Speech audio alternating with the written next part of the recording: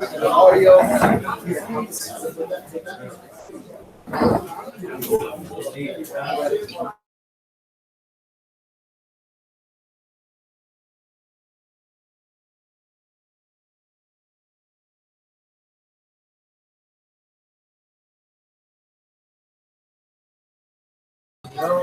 Why you looking all sad?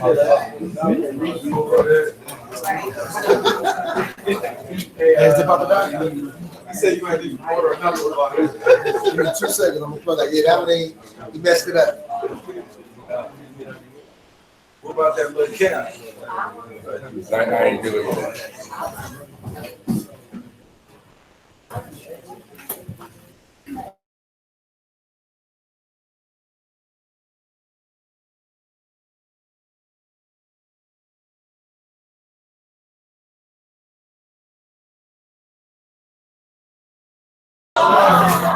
I've been kind of ill for a few weeks, but I finally got my voice kind of back. So I'm kind of glad to be here for us today to try to put a little worship and praise into this congregation. I just want to say to y'all, this ain't an ordinary place. This ain't no ordinary place. This ain't no ordinary yacht. The Yah I serve is greater than the ordinary. So I'm going to give them all this moment. This ain't no ordinary praise. This ain't no ordinary word. Yah I serve today is not ordinary. So I'm gonna praise him Yah today. Gonna say it again. This ain't no ordinary praise. No, it ain't, no, it ain't, nah. This ain't no ordinary word. Yah's love today is not ordinary. So I'm going to give him all this moment. This ain't no ordinary praise, no. This ain't no ordinary worship. The Yah serve today is not ordinary. So I'm going to give him all I have in this moment. Can y'all sing that with me? This ain't no ordinary praise. This ain't no ordinary worship. This ain't no ordinary worship. The Yah serve today is not ordinary. The Yah serve today is not ordinary. So I'm going to give him all this moment. So I'm going to give him all of this moment. Oh, yes, I am. This is no ordinary praise. This is not no ordinary worship. This is chosen seed. This is no ordinary worship. Yah serve today is not ordinary. The Yah serve today is not ordinary. So I'm going to give him all the praise this moment. So I'm going to give him all the praise in this moment. Oh, yes, I am. Oh, yes, I am. Oh, yes, I am. Oh, yes, I am. Oh, yes, I am. Oh, yes, I am. Oh, yes, I sing. Oh, yes, sing it. Oh, yes, I am. Oh, yes, I sing. Oh, yes, I praise him. Oh, yes, I sing. Oh, yes, I praise him. Oh, yes, I sing. Oh, yes, I praise him. Now let's pray.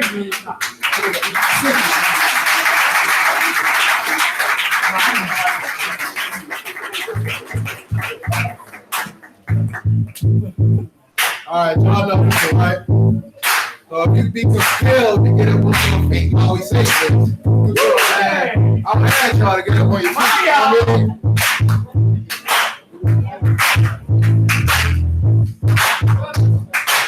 Y'all know what is it? What is it? What's up? Right. I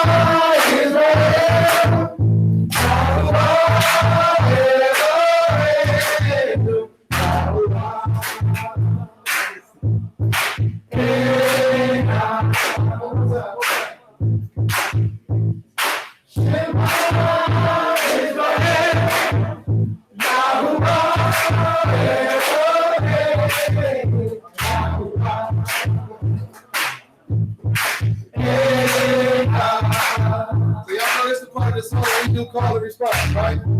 This shit, mom, what y'all say? All right.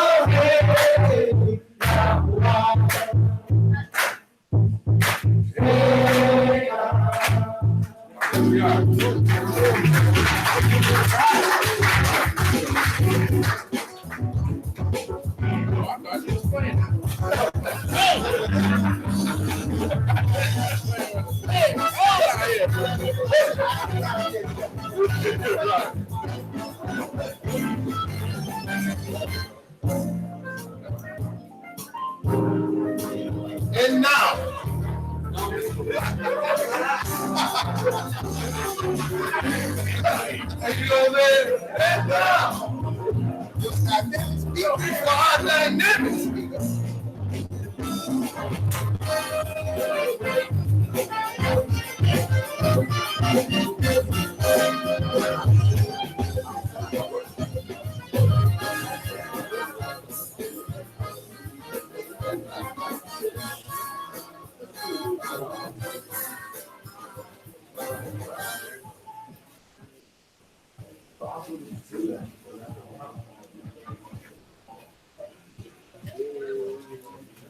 All right, y'all. For next week, praise and worship, it's going to be a little bit of the same, and it's going to be a little bit different.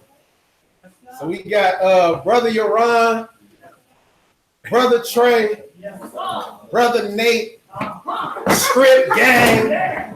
They're going to be coming and giving a couple selections. You know what I mean? So if y'all want to stand to raise your hand so everybody know who I'm talking about. We want y'all to go ahead and make it known.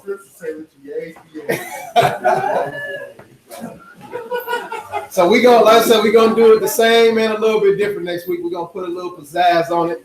You know what I'm saying? A little something different that we ain't all used to. You know what I'm saying? Tell me your first grade. Yeah. Okay. I don't know if y'all ever visited Israel Now. Anybody in here ever visited Israel Now? Yes, sir. And how they do their praise and worship with the music and the rapping and singing and all that.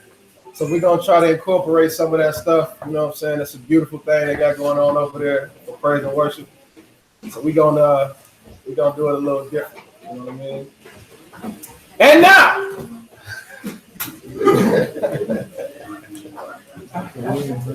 Oh, yeah. Let's pray in. Let's not forget to pray in. So we follow.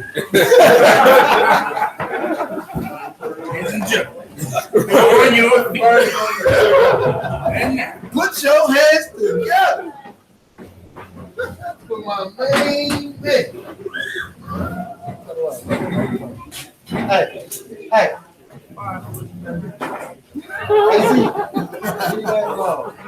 Can you give him the inch? 11 and a half. That's why they threw a half kick the last year. So you went to the doctor with him. You know that boy is 6 feet. I see that little pencil mark on the wall. 6 feet. Oh, man. The pencil mark? Me. All right, y'all. We about to get ready to pray in. Anybody got any prayer or request? Oh, at the end? Yeah. Okay, we hold it. Okay. This is Devarim of Deuteronomy chapter 6 at verse 4. Hear, O Yisrael, Yahuwah our Elohim, Yahuwah is one.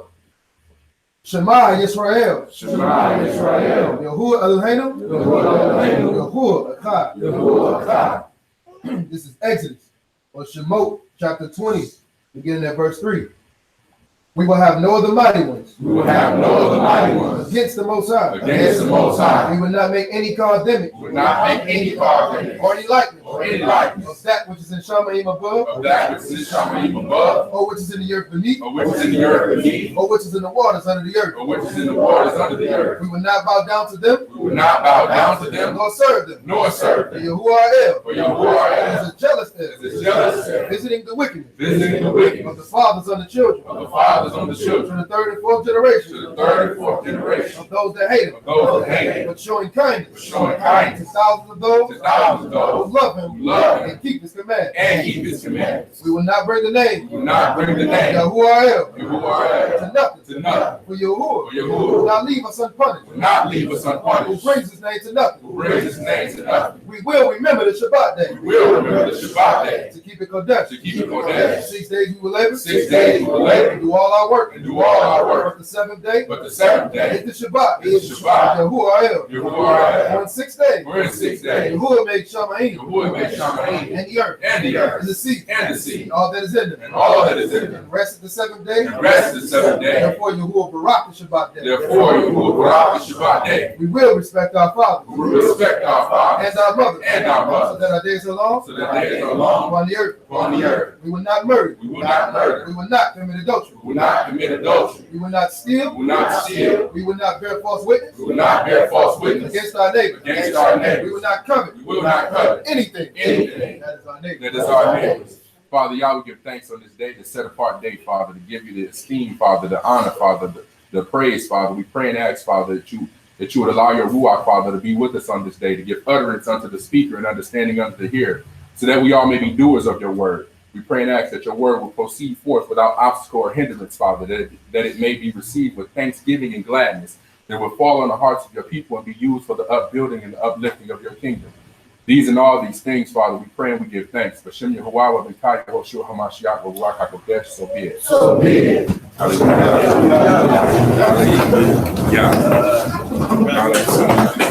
That's right. That's right. I think this one over here. One brother.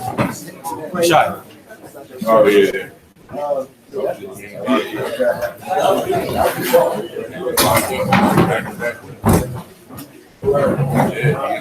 Then you get this was locked up here. That boy ain't getting locked up that much. Oh,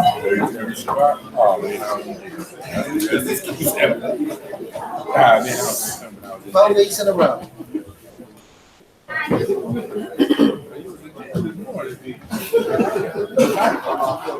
Yeah, like, just in time to call.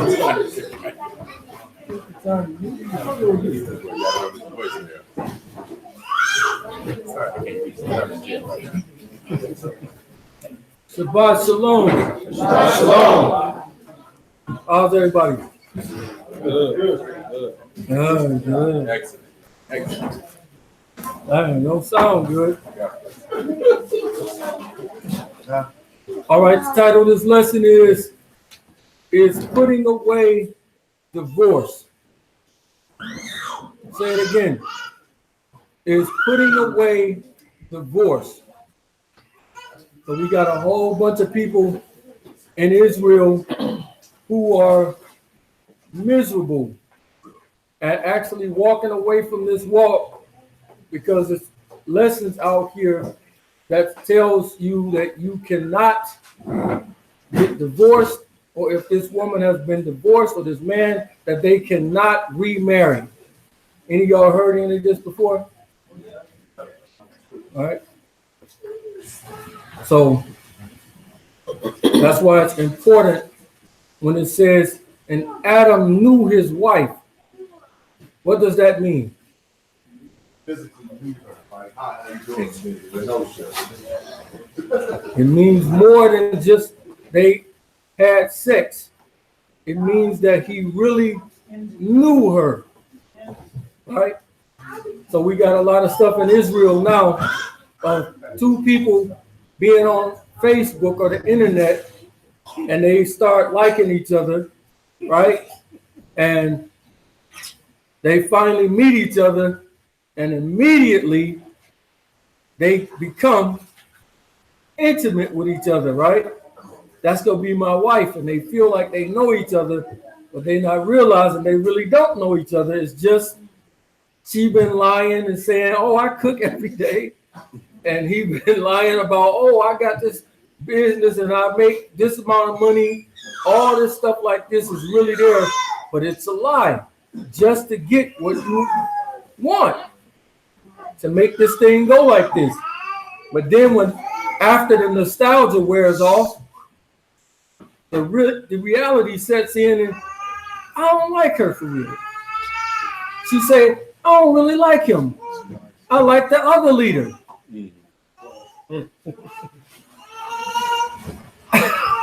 Right? And now they in misery. That's why you're supposed to know them first. There's a courting period in this thing. But everybody just jump right past that and go there. Then you're miserable. All right? Now, this is, again, is putting away divorce. What do y'all say? No?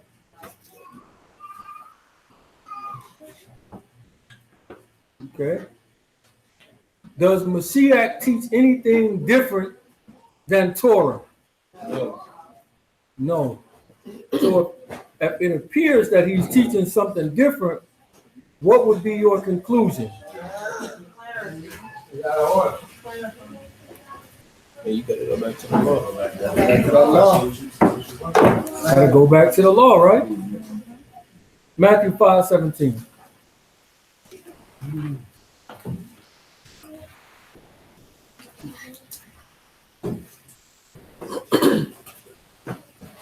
So this lesson, in the process of it, is gonna step on a lot of false doctrines that's out here that we've been taught since we've been in this walk. Right. What if this lesson stepped on some toes? Oh, it just might. Matthew 5:17. Matthew, or Matthew, chapter 5, verse 17. Think not that I am come to destroy the law. To do what? Think not that I am come to destroy the law. This is one of the most popular, most read verses in the book, especially when we speaking against or with people that believe that the law is done away with, right? Read. Think not that I am come to destroy the law or the prophets. I am not come to destroy, but to fulfill. But to do what? But to fulfill. But to fulfill. What does that fulfill mean? Make complete, to do it. So Messiah came to actually make us understand really what the law was saying, to take you beyond the letter of the law, but go into the spirit of the law. Right?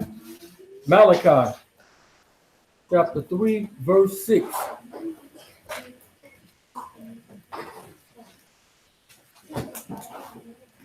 Malachi chapter 3 and verse 6. For I am Yahuwah, I change not. I do what? I change not. I change not. So he tell you right here that he don't change. So if it's something that he says in the law, and then we get to the other side of the book, and you think it says something else, what should you go with? The law. The law, right? Because it's the foundation for everything. But Mashiach is what? The walking law. So let's get Deuteronomy chapter 24, verse 1. And we're going to walk this through very meticulously, so you don't ask me questions at the end. Deuteronomy chapter 24, verse 1. Deuteronomy, or Devarim chapter 24 at verse 1. When a man hath taken a wife and married her, and it come to pass that she find no favor in his eyes. Hold on, read that again from the top. When a man hath taken a wife. When a man hath taken a wife, it's already his wife right there, right? Read. When a man hath taken a wife and married her. So when you take the wife, it don't necessarily mean that you are married. There's steps to this. Definitely more than sex, as we've been taught. Read. When a man hath taken a wife and married her, and it come to pass that she find no favor in his eyes. She find what? No favor in his eyes. Go ahead. Because he hath found some uncleanness in her, then let him write her a bill of divorcement. And do what? And give it in her hand and send her out of his house. So he says, give her a bill of divorcement and send her out of his house. Is that the same thing? Not a trick. Are those the same two things? Bill of divorce and send her out. Two separate things, right? All right, let's see So again, we're going to walk this out. So everybody in this walk thinks that these two things are interchangeable, that you can just switch them out to mean the same thing. That's what's being taught, that they are the same exact thing. So it's kind of like one thing can be both, but the other one is only what it is. So all fathers are men, but not all men are fathers. That makes sense? All Jews are Israelites, but not all Israelites are Jews. Kind of makes sense? All right, so we will go into this word, putting away. We're going to see if they are interchangeable. That word is putting away, or it's 87971.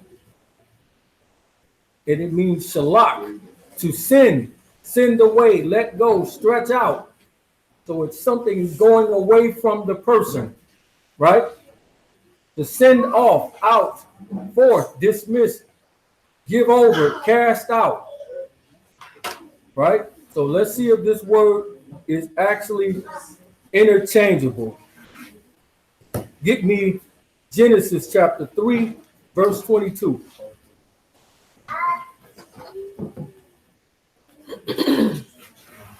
And that word again, that is 87971. That's to send away or to put away. This is Genesis of Bereshit, chapter 3, and verse 22. I want you to put the word Genesis chapter 3, 22. Genesis chapter 3, verse 22. Put send away. I want you to put divorce there. Okay. Let's see if this could apply. Is it interchangeable? And Yahuwah Elohim said, behold, the man is become as one of us, to know good and evil. And now, let's see, divorce his hand and take also of the tree of life. So and this is the same word for send away or put away. But if it's interchangeable with divorce, read that again. Let's see if it makes sense. Read. And Yahuwah Elohim said, behold, the man is become one of us, to know good and evil. And now, divorce his hand and take also of the tree of life and eat and live forever. Does that make any sense with that, with divorce right there? No. Let's see, divorce his hand. It's in the next verse too, right? Mm-hmm. Read. Therefore Yahuwah Elohim divorced from the Garden of Eden to till the ground from whence he was taken. Makes no sense, right? Because send away can be interpreted in a whole different bunch of ways. But divorce is what it is. It's like one thing. Genesis chapter 8, verse 7.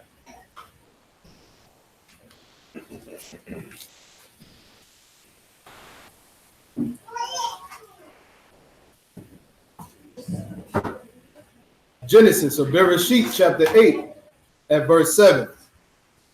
And he divorced a raven which went forth to and fro until the waters were dried up from off the earth. So that's the same word, sent away or put away. But if divorce and if divorce and put away is the same thing, why don't this make any sense? Read it again. And he divorced a raven which went forth to and fro until the waters were dried up from off the earth. Go ahead. Verse And 8. he divorced a dove from him to see if the waters were abated from off the face of the ground. Go ahead. But the dove found no rest for the sole of her foot, and she returned unto him into the ark, for the waters were on the face of the whole earth.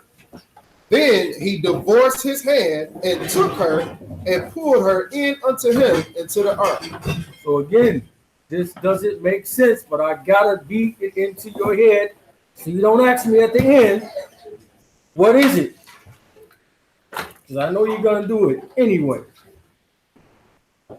Genesis 31, verse 4.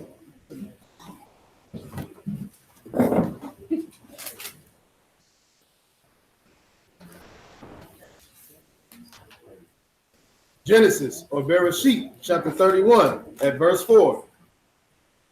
And Jacob divorced and called Rachel and Leah to the field unto his flock. You did what? And Jacob divorced and called Rachel and Leah to the field unto his flock. These words are not interchangeable. They do not go together. You can't just put one for the other one like people are teaching. It don't work like that. Jump down to verse 27. Verse 27. Wherefore did you flee away secretly and steal away from me and did not tell me? I might have divorced you with myrrh and with songs, with tabret and with harp. Again, this makes no sense. So I don't know why people are teaching that these two words are interchangeable and you can use them both in the same instance. You cannot. They don't go together. One more. Exodus chapter 3, verse 20. It's gonna be as funny as the last one. No. Exodus or Shemot chapter 3 at verse 20. And I will divorce my hand and smite Egypt. I will divorce my hand and smite Egypt. I will do what? I will divorce my hand and smite Egypt with all my wonders. Do what? With all my wonders. So again, this word, just showing you that these words are not interchangeable like everybody is teaching. Go ahead. I will divorce my hand and smite Egypt with all my wonders, which I will do in the midst thereof. And after that, he will divorce you. Makes absolutely no sense. Now go back to Deuteronomy chapter 24. Pick it up at verse 1 again.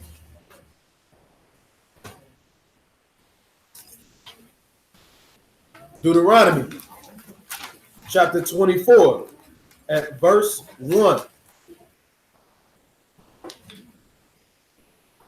When a man have taken a wife and married her, and it come to pass that she find no favor in his eyes, because he hath found some uncleanness in her, then let him write her a bill of divorcement. A bill of what? A bill of divorcement. A bill of divorcement. So now we look at divorcement.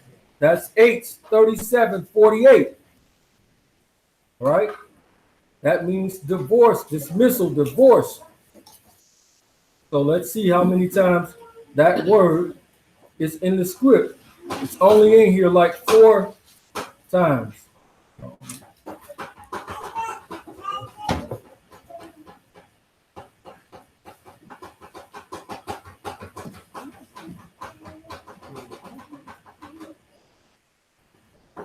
One moment.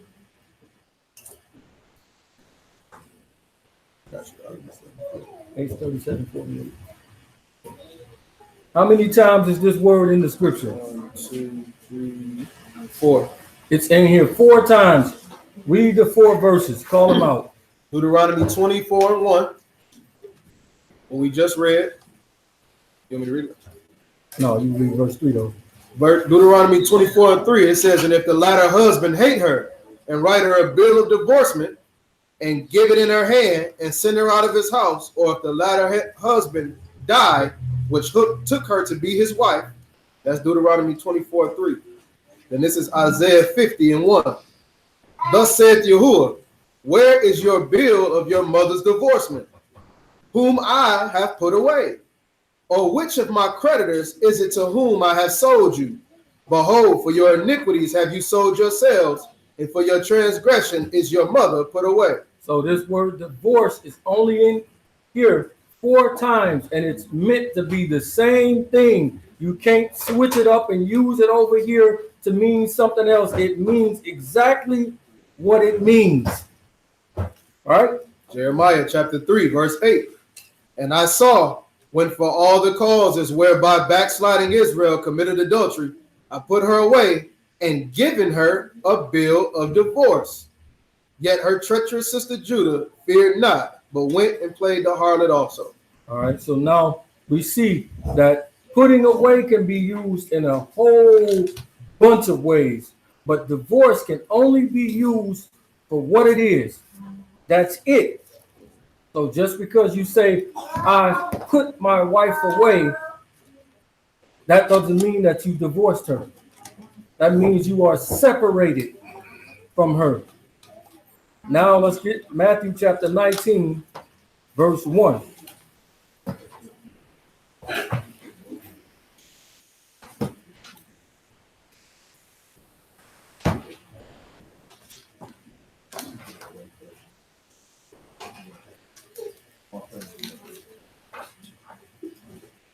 Matthew chapter 19, verse 1.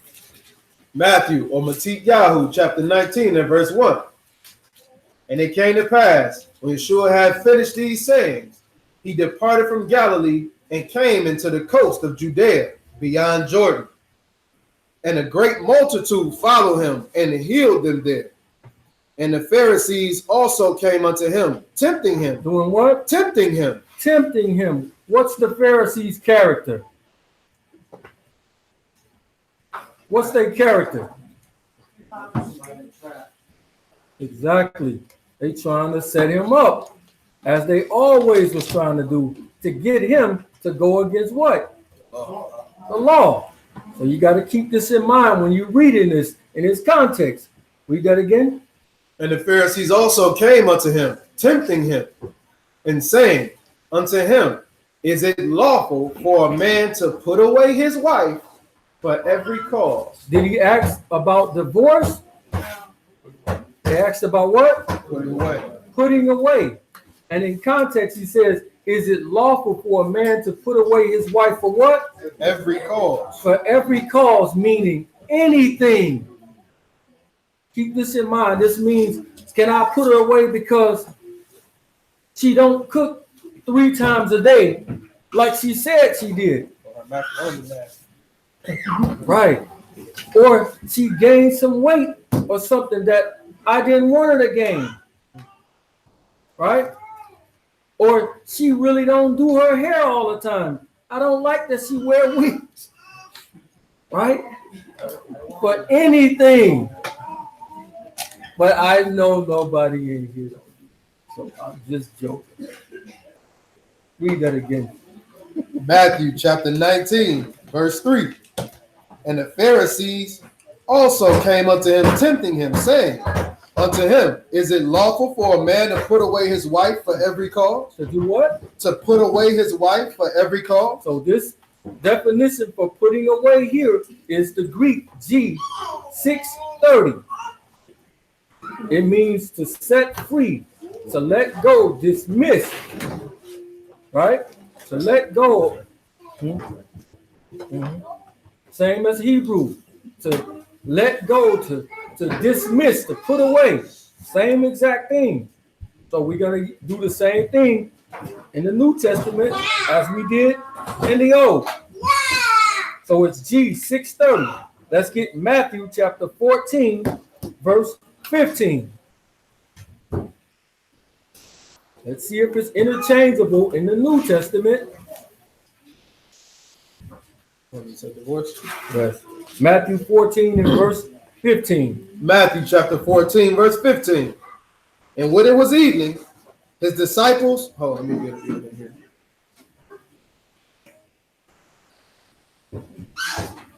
Matthew 14 and verse 15. And when it was evening, his disciples came to him, saying, this is a desert place, and the time is now past. Divorce the multitude away, that they may go into the villages and buy victuals, and buy themselves victuals. Yeah, exactly. So verse 15, if we try to use this interchangeably, it says, and when it was evening, his disciples came to him saying, this is a desert place, and the time is now past.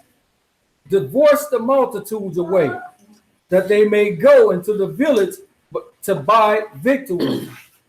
Again, does it make sense? So why is everybody using these two words interchangeably? It does not go. It does not make any sense. Jump down to verse 22. Verse 22. And straightway Yeshua constrained his disciples to get into a ship and to go before him unto the other side, while he divorced the multitudes away. While he did what? While he divorced the multitudes away. While he divorced the multitudes away. It is not the same. But again, I got to go into it and keep showing, because I already know somebody still going to ask me at the end. Matthew chapter 15, verse 23. Matthew chapter 15 at verse 23. But he answered her not a word. And his disciples came and besought him, saying, divorce her away, for she crieth after us. Do what? Divorce her away. Divorce her away, for she crieth after us. So again, these two words in the Old Testament or in the New Testament are not interchangeable. You cannot use them the same way. But I don't know why all of the camps and even all of these other people out here are teaching that they are the same thing. Get me Malachi chapter 2, verse 16.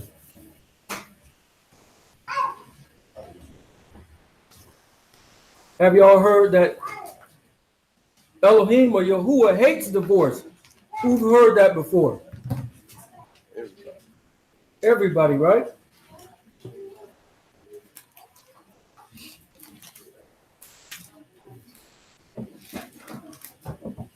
Malachi chapter 2, verse 16.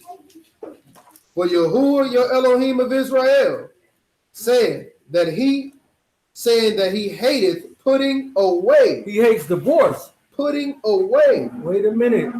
So I've showed you that these words are not interchangeable, right?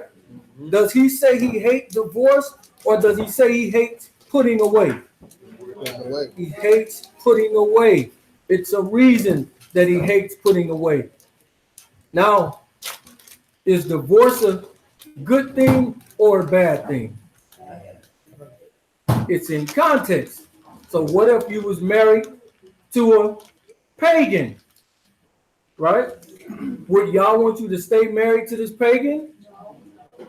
Or would it be better if you divorced them? So it's in the context. If you found yourself married to one of those people that he says it was forbidden to marry, would it be okay to say, well, or would it be better to divorce? So it's in the context. As with everything, that's why we got to read this stuff in its context. Matthew 19, verse 4. And this word right here again for putting away was the same word as send away, 879:71. Matthew 19 and verse 4. Matthew chapter 19 and verse 4. It's the same thing. Yeah, Matthew 19:4. And he answered and said unto them. Now read it as it is. And he answered and said unto them, have you not read that he which made them at the beginning made them male and female, and said, for this cause shall a man leave father and mother, and shall cleave to his wife, and they twain shall be one flesh? Wherefore they are no more twain, but one flesh. What therefore Elohim hath joined together, let no man put asunder. So right here, if two people get married, everyone will say, you can't put them apart. Y'all put them together, right? But he referenced us to something. So just because you and somebody decide to get married, it does not mean that y'all did it. It don't mean that.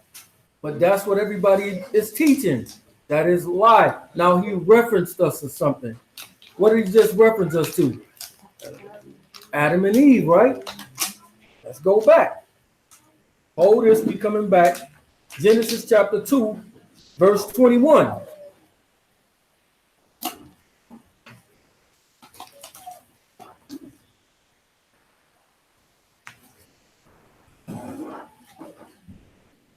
Genesis or Bereshit chapter 2 at verse 21. And Yahuwah Elohim caused a deep sleep to fall upon Adam, and he slept. And he took one of his ribs and closed up the flesh instead thereof. And the rib which Yahuwah Elohim had taken from man made he a woman, and brought her unto the man. And Adam said, this is now bone of my bones, and flesh of my flesh. She shall be called woman, because she was taken out of man. Therefore shall a man leave his father and his mother, and shall cleave unto his wife. They shall be one flesh. And they were both naked, the man and his wife, and were not ashamed. Now, after this, we know what took place with Adam and Eve, right? Eve went and listened to the serpent, right? And this act caused Adam to lose his glorious body, so to speak. This act caused them to be kicked out of paradise. Does that sound like something that you would say, you got to go? Yeah. Right? But did Adam do that? Genesis chapter 4, verse 1. Genesis of Bereshit chapter 4, verse 1. And Adam knew Eve, his wife. He did what? And Adam knew Eve, his wife. Now he knows her. But he didn't put her away. He didn't divorce her. Even after what she has done, he didn't get rid of her. That's why he's referencing us back to this. Read that one more time. And Adam knew Eve, his wife, and she conceived, and bare Cain, and she said, I have gotten a man from Yahuwah. So Yah actually put them together. He didn't walk and see her and find her. Yah put that thing together.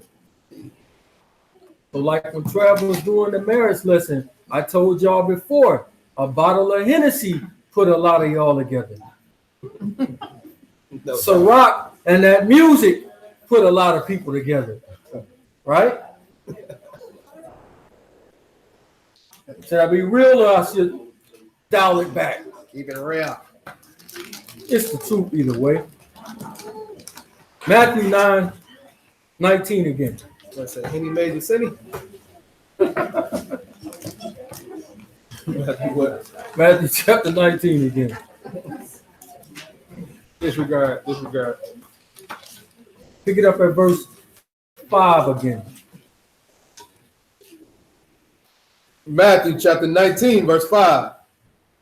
And said, for this cause shall a man leave father and mother, and shall cleave to his wife, and they twain shall be one flesh. It shall be what? One flesh. It shall be one flesh. It says, hear, O Israel, Yahuwah our Elohim is what? One. One. So when Yah put you together, you and your wife supposed to be like this. Union, meaning oneness, that we agree. That's why it says don't be with somebody that's unequally yoked. Meaning that y'all supposed to be one as he is with the Father. That means we agree. Don't mean, man, she's so fine. Oh, boy, I got it. Woo! She turned to say, well, once I put this on him, he ain't going nowhere. right? Because that's the stuff people be saying, right? Oh, I'm gonna get pregnant, so he ain't going nowhere. When that stopped him from going somewhere yet? Talk about it. It ain't never happened, right? This is what people was doing.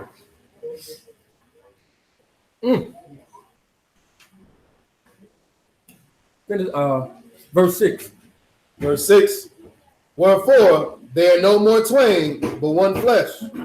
What therefore Elohim hath joined together, let no man put asunder. So right, it says, let no man put asunder. Again, people thinking just because they got married that Yah did it. That does not mean that. Let's see. Genesis chapter 24, verse 3.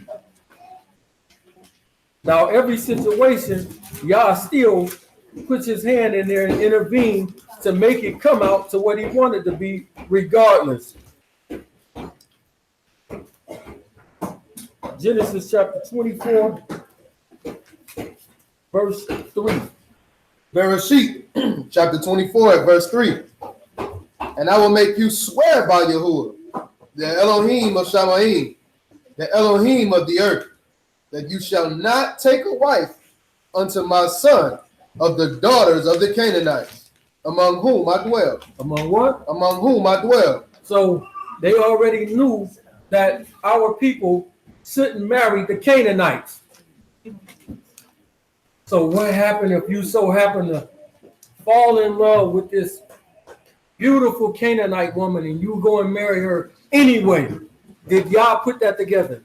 No. No, you did that. Your eyes, your lust did that. Right? Jump down to verse 37. Verse 37. And my master made me swear, saying, you shall not take a wife to my son of the daughters of the Canaanites, in whose land I dwell. So again, if you did this, this would be your own doing. This doesn't mean just because you got married that Yah put it together. You did this. When Yah put it together, it won't mess up. Genesis chapter 16, verse 1.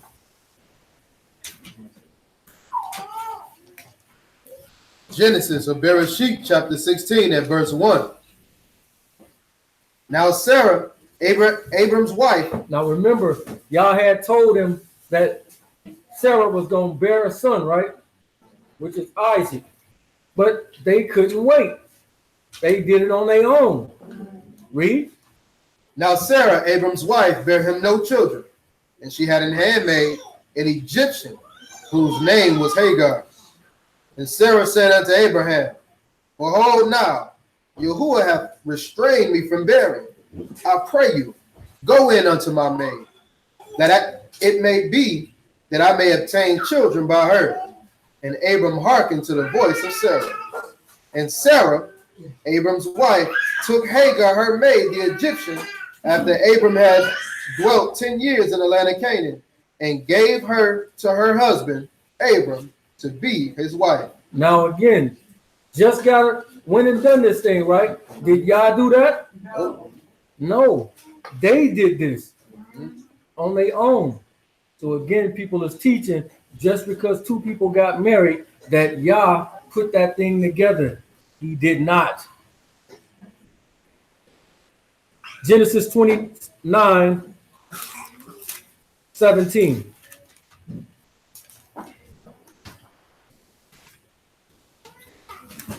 Bereshit, chapter 29, at verse 17. Leah was tender-eyed, but Rachel was beautiful and well-favored. And Jacob loved Rachel. He loved who? Loved Rachel. He loved Rachel. Go ahead. And said, I will serve you 7 years for Rachel, your younger daughter. And Laban said, it is better that I give her to you than I should give her to another man. Abide with me. So Jacob got the butterflies in his stomach for Rachel, right? He say, I'll serve 7 years to get her. Who in here down for that 7? Oh. That was back then, brother. 7 years that he say I served because I wanted that bad. So you know he got that feeling in his stomach. Or he sit at the house like, oh goodness. Woo. That woman, boy. Read on. And Jacob loved Rachel and said, I will serve 7 years for Rachel, your younger daughter. And Laban said, it is better that I give her to you than that I should give her to another man. And he's talking about who right here? Rachel. Rachel. He says, it is better I give her to you than some other man. Read. Abide with me. And Jacob served 7 years for Rachel. For who? For Rachel. For Rachel. He's doing all of this for Rachel. Read. And they seemed unto him but a few days. For how long? But a few days. It wasn't nothing. A few days. 7 years already? Boy. Read. For the love he had to her. And Jacob said unto Laban, give me my wife, for my days are fulfilled, that I may go in unto her. Right. Where your daughter? I'm Daddy. trying to smash. Verse 22. And Laban gathered together all the men of the place and made a feast. And it came to pass in the evening that he took Leah his daughter and brought her to him, and he went in unto her. He did what? He went in unto her. But it was Rachel that he was serving for, right? So he done some type of trick or treat. Now, it don't say it, but I got a feeling that the spirits was involved. Y'all know what spirits are? Alcohol, right? They say he's on the feast. You know what they be doing at the feast? Getting faded. So that rejoice. They heard that, but not rejoice up in there. Rejoice. Read on. And Laban gave unto his daughter Leah Zilpah his maid for a handmaid. And it came to pass that in the morning, behold, it was Leah. And he said unto Laban, what is this you done to me? Did not I serve you for Rachel? Wherefore then have you beguiled me? So again, even though y'all still use this, all things are done for the good. How does that go? Done together for the good. For the good. So he still uses it, but y'all didn't put this together. They used trick or treat for this. Deuteronomy chapter 7, verse 1.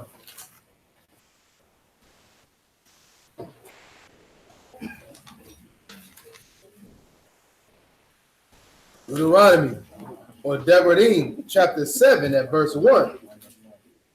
When Yahuwah your Elohim shall bring you into the land, whether you go to possess it, and have cast out many nations before you, the Hittites, the Girgashites, the Amorites, the Canaanites, the Perizzites, and the Hivites, and the Jebusites, 7 nations greater and mightier than you. When Yahuwah your Elohim shall deliver them before you, you shall smite them and utterly destroy them. Marry them. You shall smite them and utterly destroy them. Go ahead.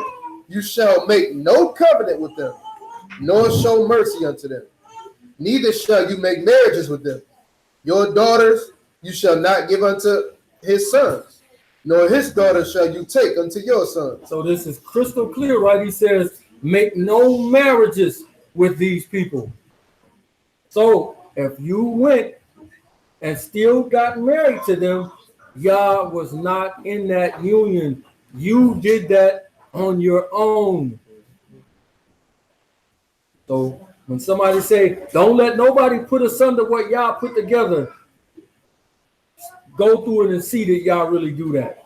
Or did strong drink do it? Or lust do it? Let's go back. Matter of fact, 2 Corinthians 6 and 14. Y'all gotta think of this. No matter how beautiful she look, if you see her and she say, I'm into Wiki, or she got an ox on and her name is Ma'at, right? Ma'at Israel. You already know. You already know. Don't do it. But we always fool ourselves. I can change her. I can change her. And she say the same thing. I can change him. I can change him. No, you can't. The only change comes is when Yah give you the change. Right? 2 Corinthians 6:14. 2 Corinthians chapter 6 and verse 14. Be you not unequally yoked together with unbelievers. With what? Be you not unequally yoked together with unbelievers. People hit me up all the time and say, man, I'm dating this sister, bro, but only thing is, man, she ain't in the truth.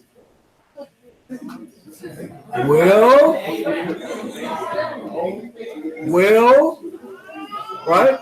All the time, and you already know. So before you go and get with her in that way, because once you get with her, the scriptures say that you're supposed to marry them.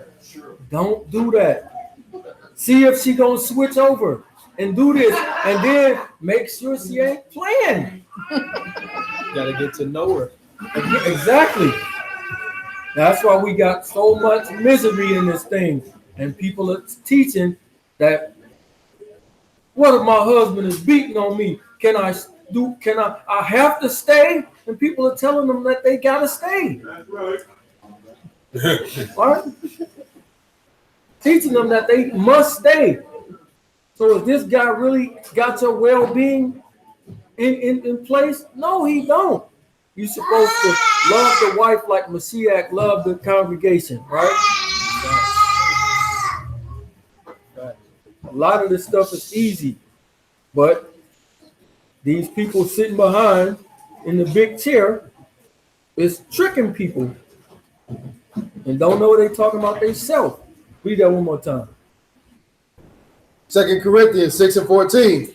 Be you not unequally yoked together with unbelievers. For what fellowship have righteousness with unrighteousness? And what communion have light with darkness? All right. Now, if you got a sports couple and one of them like this team and one of them like this team, even simple stuff like this make you butt heads, right? That's the most basic, simple stuff, but it make you butt heads. So it says, it's just like Mashiach hanging out with the devil. Doesn't make sense. Straight up. Matthew 19, verse 7.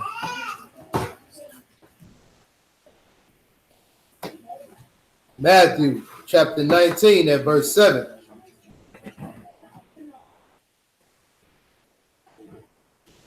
They say unto him, why did Moses then command to give a right of divorcement and to put her away? Notice it's two things there, right? They say unto him, why did Moses then command to give a writing of divorcement and to put her away? Remember, they still trying to trip him up to get him to go against the law. Read. He saith unto them, Moses, because of the hardness of your heart, suffered you to put away your wives. But from the beginning, it was not so. From what? From the beginning, it was not so. Back to the reference of Adam and Eve. When she did what she did, he did not put her away. Read. And I say unto you, whosoever shall put away his wife, except it be for fornication, and shall marry another, commit adultery.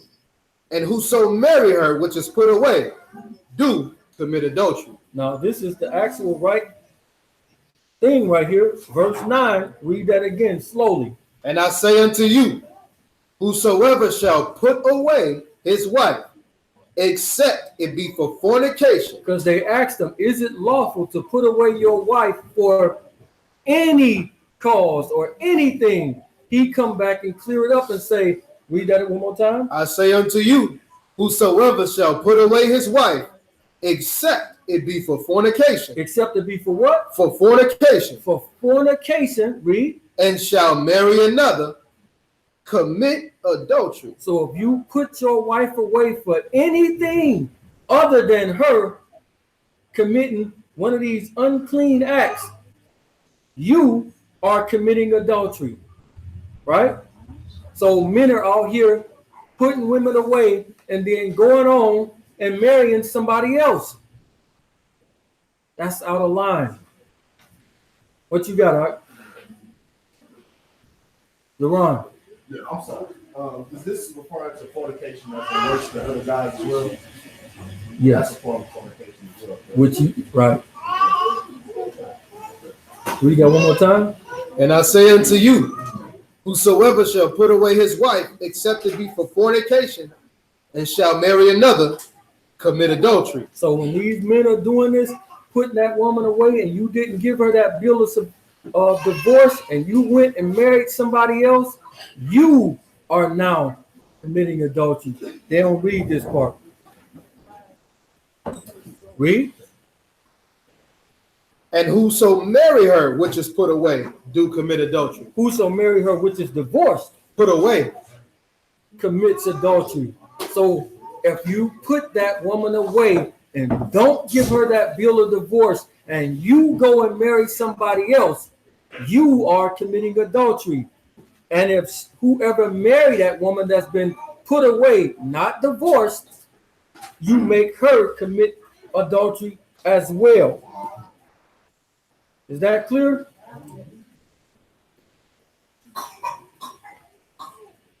Exactly. Let's go to what the Bible says. What's the difference between what? Between the fornication and all. We're gonna get there. I'm glad you asked that.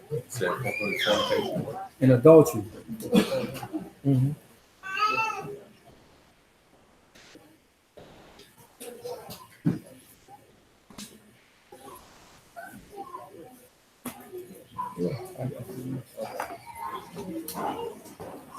So, hold on, where was I at? All right, so now he mentions the word divorce. We got to go there, which is G647. Get that for me, all right? You got to do it the same way in the New Testament as we did the Old. 647. Yep.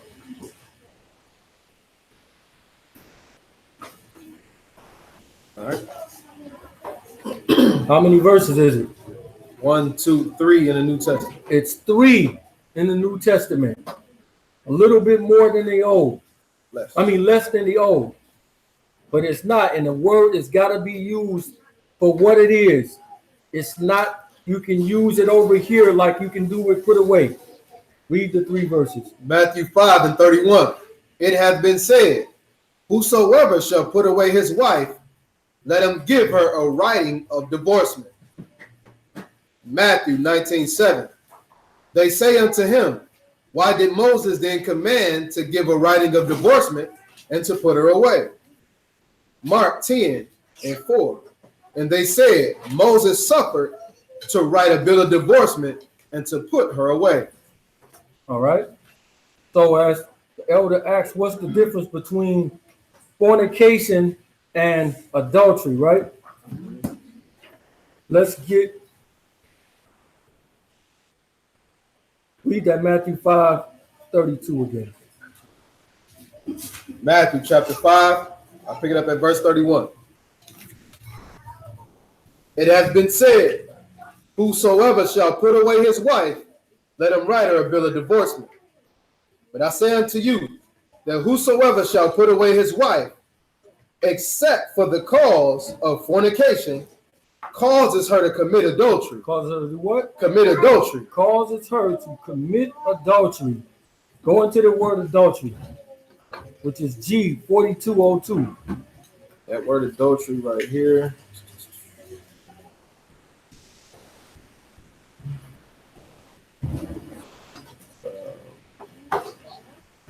This one, 34:29. Oh, yes, sir.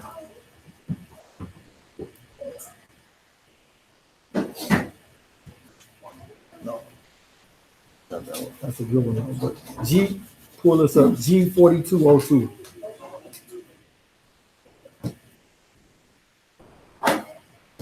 G 4202. It says, "But I say unto you that whosoever shall put away his wife, saving the cause of fornication," it says, "illicit sexual intercourse, adultery, fornication, homosexuality, lesbianism, intercourse with animals, etc., sexual intercourse with close relatives, sexual intercourse with a divorced man or woman." Go ahead.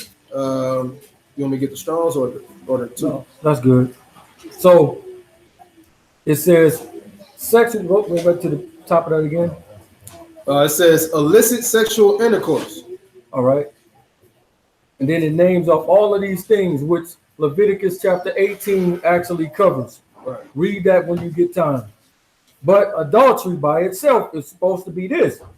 Let's get Leviticus chapter 20, verse 10.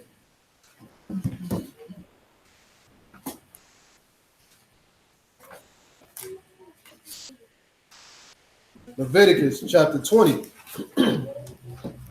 at verse 10. "And the man that commit adultery with another man's wife, even he that commit adultery with his neighbor's wife, the adulterer and the adulteress shall surely be put to death." You see that? So when it's adultery flat out, they have to be what? Put to death. But in this case, he says if you find this, you're supposed to put her away, right? Mm-hmm. Why don't they get killed or stoned? Repeat the question. Okay, so in one instance, it says that if you find some uncleanness in the woman, that you can put her away for fornication. But the law states if she commits adultery, they're supposed to be put to death. What's the difference?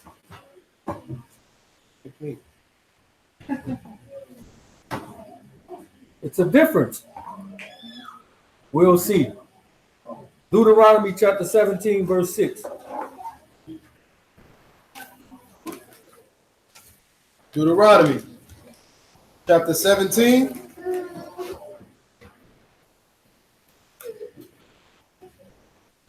at verse 6. "At the mouth of 2 witnesses or 3 witnesses shall he that is worthy of death be put to death." So if they did commit adultery, but nobody saw it, they wasn't to be put to death. So when he's saying that unless for the act of fornication, you can put her away. So say for instance, let me give you some examples. You've been gone for 4 months because they sent you off to war, or you was on tour or something, and you come home and your wife say, "Babe, I'm 2 months pregnant." Right? I didn't see it, but I know I've been gone for 4 months. How are you 2 months pregnant? Right? This man got a clean bill of health, and he going to the doctor, and she say, "You have an STD. I didn't see you do whatever you did, but I know you did it. I can't stone you for this, but I know you did it." Right? Can we think of a case something like this in the scriptures? David? Elaborate. He killed Uriah's wife, and they knew that she got pregnant with Uriah, came on missing, but they couldn't stone him for it because he needed it. Yeah, no witnesses. It's another one we looking for. But yeah, he couldn't put her away. He was dead. He couldn't put her away. He was out. Matthew chapter 1, verse 18. Matthew, Yahoo, chapter 1 at verse 18. Now the birth of Yeshua HaMashiach was on this wise, when as his mother Mary was espoused to Joseph, before they came together. Before what? Before they came together. They was espoused before they came together, before he ever says, I knew her. Oh, according to Deuteronomy 24:1, she would have already been considered His wife. His wife. Exactly. That's why I said that at the beginning. Read that again. Now the birth of Yeshua HaMashiach was on this wise, when as his mother Mary was espoused to Joseph, before they came together, she was found with child of the Ruach HaKodesh. Of what? The Ruach HaKodesh. She was found with child of the Ruach HaKodesh. So, according to this, she's pregnant now, right? Read. Then Joseph, her husband, being a just man. What? Being a what? A just man. What does being a just man mean? Righteous man, a man that keeps the law. Read. And not willing to make her a public example. So not willing what? Not willing to make her a public example, was minded to put her away privately. He was minded to do what? To put her away privately. To put her away privately. According to the law, what's the only way that you can put a woman away? Except for fornication. Except for what? Fornication. So if he got her pregnant already before they did the ceremony, could he put her away? Nope. Everybody teach that though. Why? But the law clearly states this. All what you got, get Deuteronomy.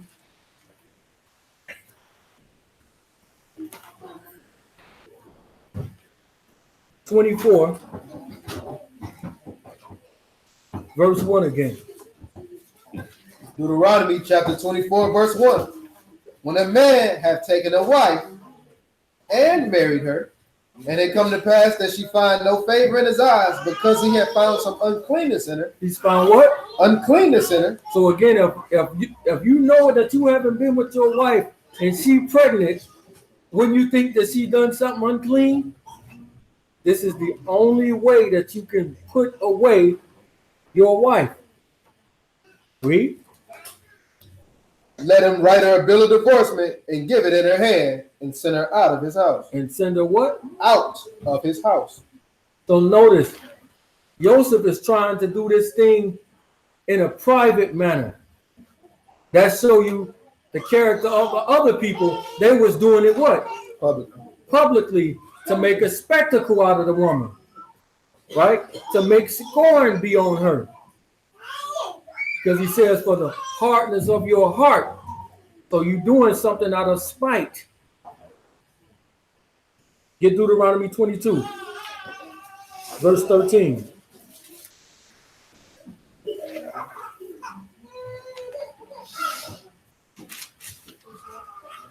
Deuteronomy chapter 22 at verse 13.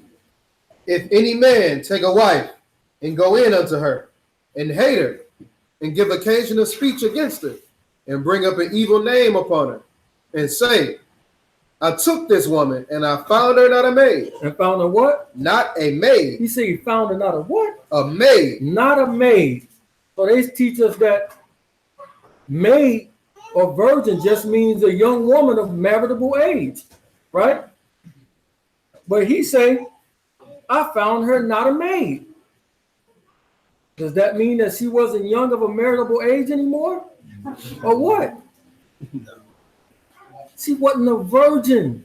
This is what this is talking about. So again, the caps got you again with this folly. This clearly shows, and I want y'all to keep this in mind, this word maid. 8:13:31. Keep this in mind. Read that verse again.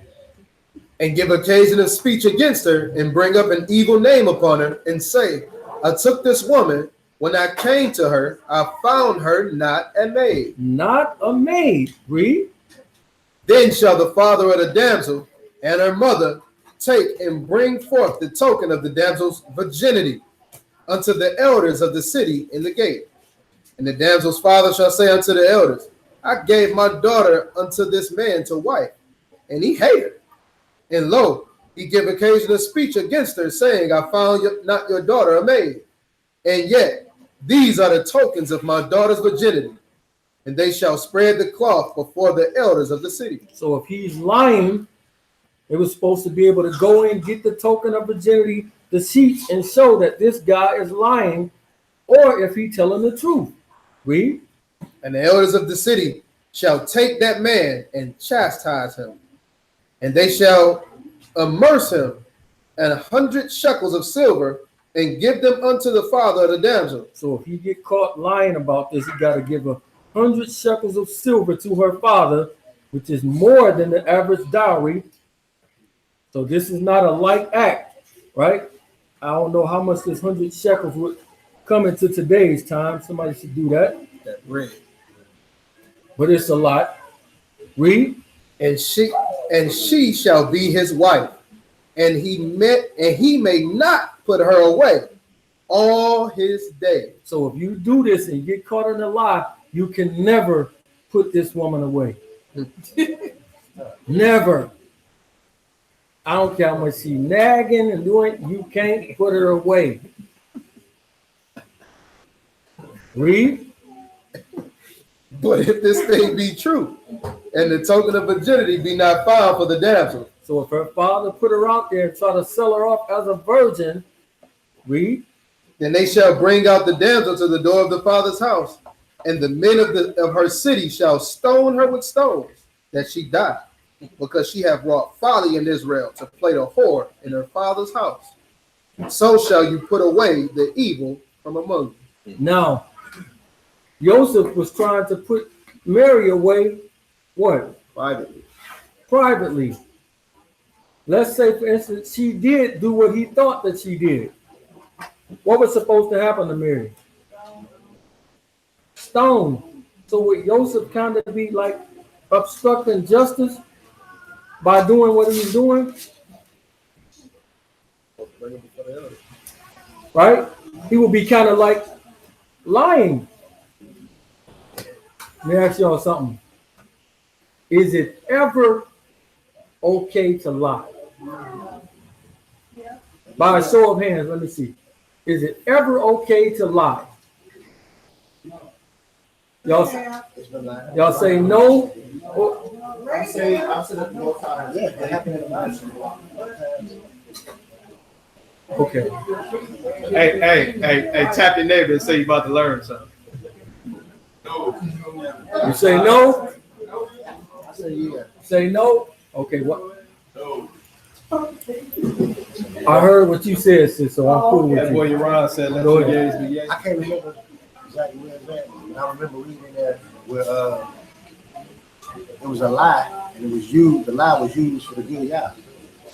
There's something in there. I can't remember exactly. You got the phantom verse for me? I don't know, but I know I read it for sure.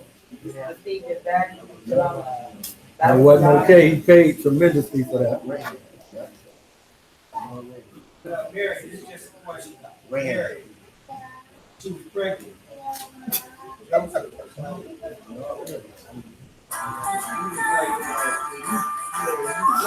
is not my baby. But she still would have stoned death.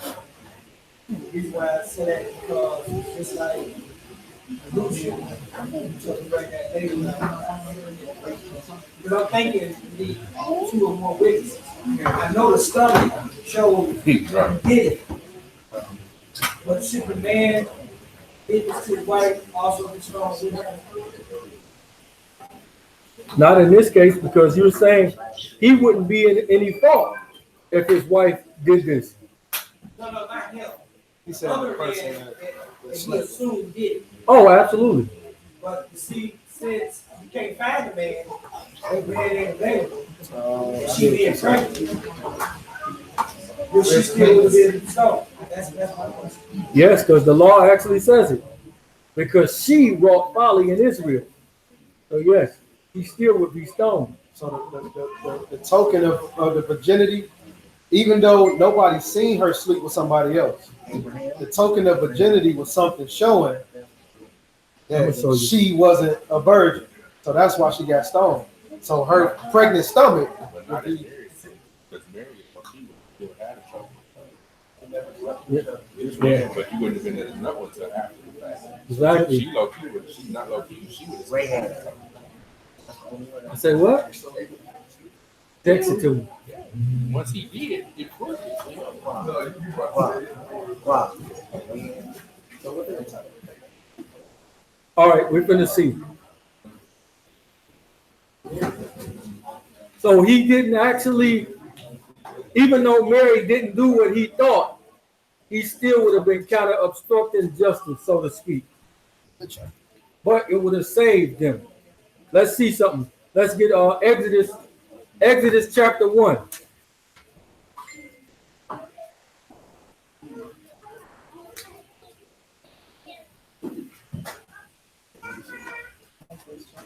Exodus chapter 1, verse 15. Now, please don't take this as me giving you a license to say that it's all right to lie.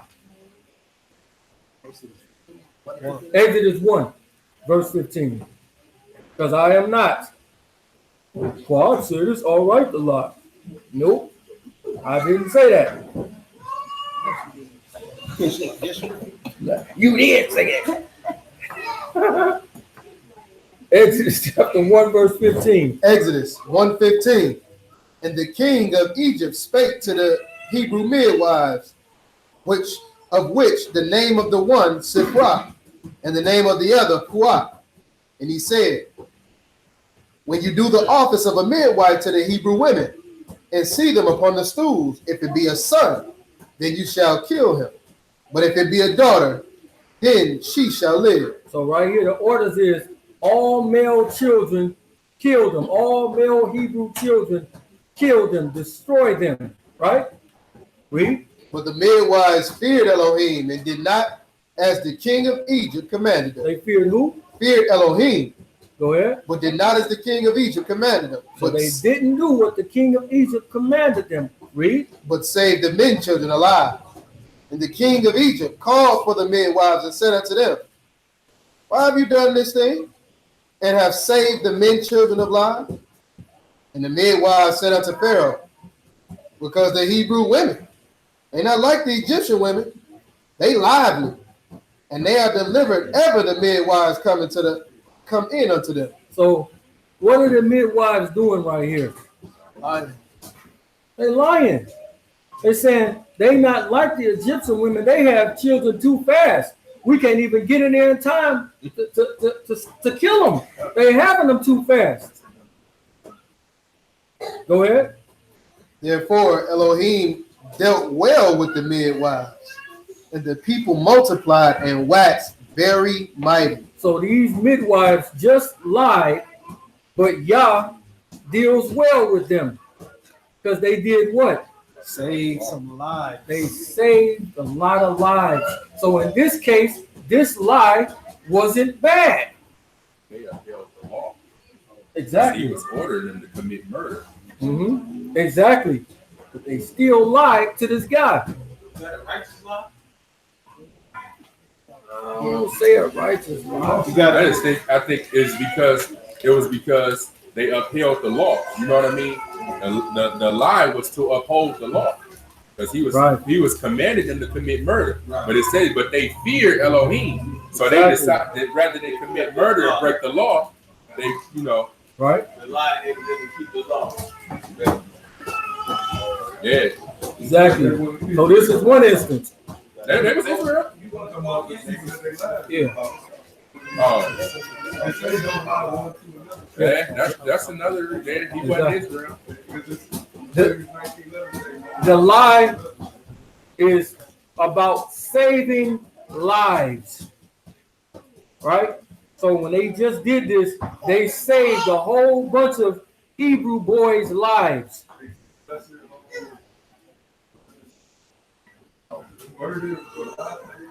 It's not a sin at all right here. They're saving lives. And Yah was pleased with them for doing this. But they still lied to this dude in this instance. So again, I'm not telling nobody it's okay to lie. But if it saves lives in like these instances, then go for it. Let's get Joshua chapter 2. So they say only the same lies.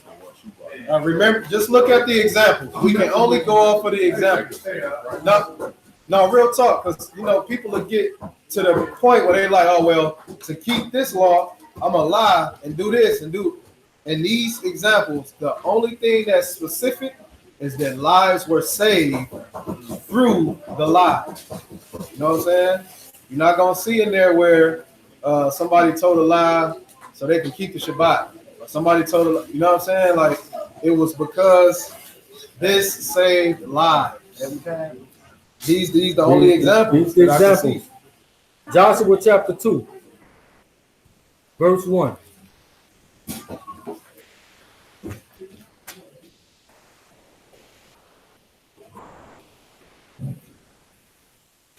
Joshua chapter 2.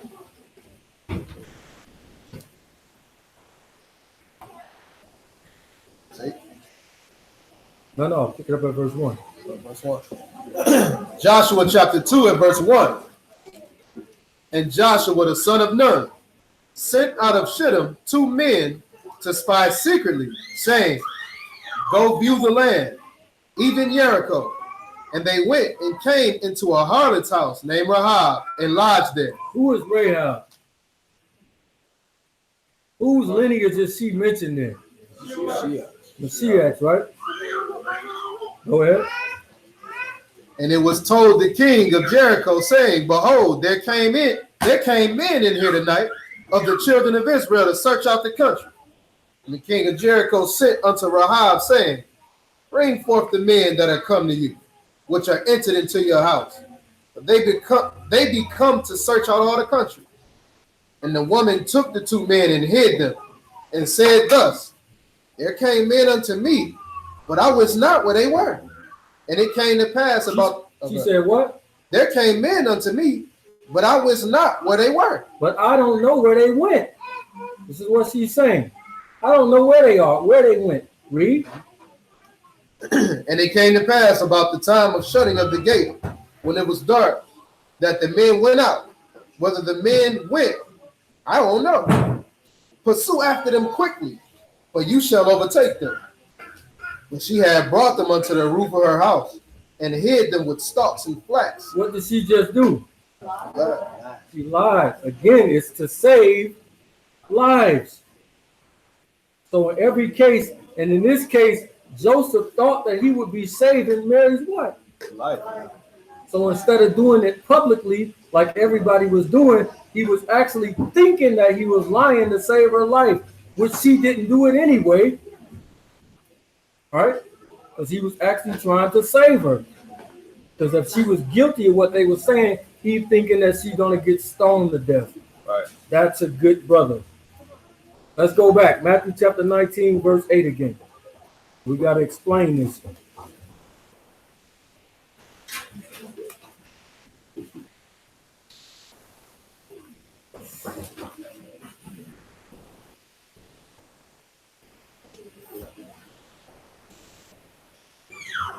Matthew chapter Pick it up at verse 7. Yes, sir.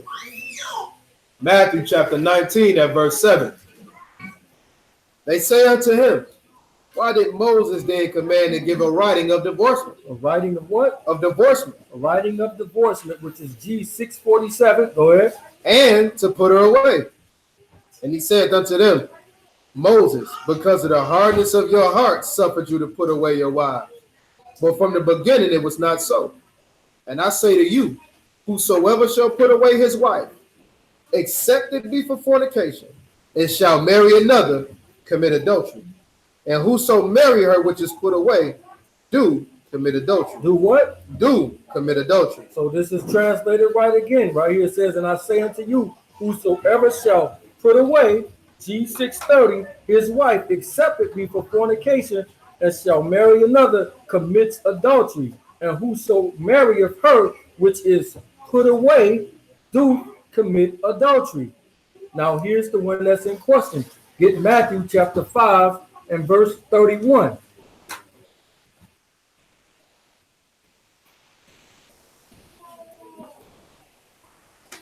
Matthew chapter 5 and verse 31. Matthew chapter 5 at verse 31. It hath been said, whosoever shall put away his wife, let him give her a bill of divorcement. Which is G 647. The word is right here. Go ahead. But I shall say to you that whosoever shall put away his wife, except for the cause of fornication, caused her to commit adultery. And whosoever shall marry her that is divorced, commit adultery. So right here, they switch it. But the word actually is still put away. But in this translation, it got divorced here. But it's actually the word G630 here, which means put away. But they put divorced here on purpose to mess you up, to make Yahusha go against what the law says, right?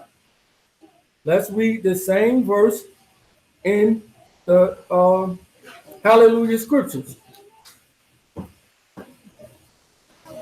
Matthew 5:31 to 32 in the Hallelujah. And it has been said, whosoever puts away his wife, let him give a certificate of divorce.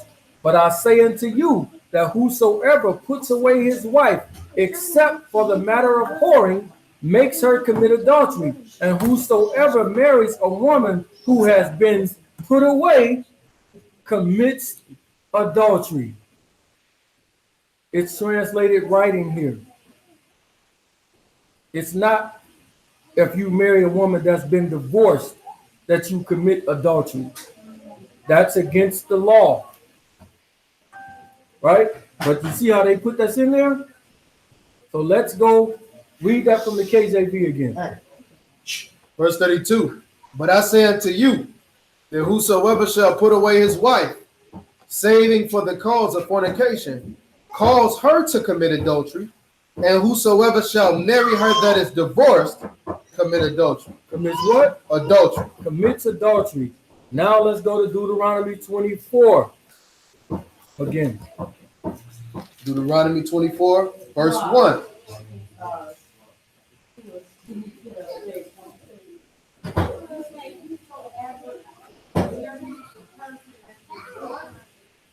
No, it's not divorced. It's put away. In the King James Version, they switch the words around. It should say, whosoever marries her that is put away commits adultery. But in that translation, they put the word divorce there. That doesn't go. That don't jive with the law. Put away, still married. Exactly. When you put that woman away and don't give her the bill of divorce, that is still your wife. You just separated. Deuteronomy 24, verse 1. Deuteronomy chapter 24, verse 1. When a man have taken a wife and married her, and it come to pass that she find no favor in his eyes, because he had found some uncleanness in her, then let him write her a bill of divorcement and give it in her hand and send her out of his house. So if the man says that I don't want nothing else to do with this woman, and he sends her out of his house, but he don't give her the bill of divorce, what is she? She's still his wife. That's why this law directly commands the man to do both parts of it. Read it again. When a man have taken a wife and married her, and it come to pass that she find no favor in his eyes, because he had found some uncleanness in her, then let him write her a bill of divorcement. Do what? Let him write her a bill of divorcement. Let her give her a bill of divorcement and give it in her hand and send her out of his house.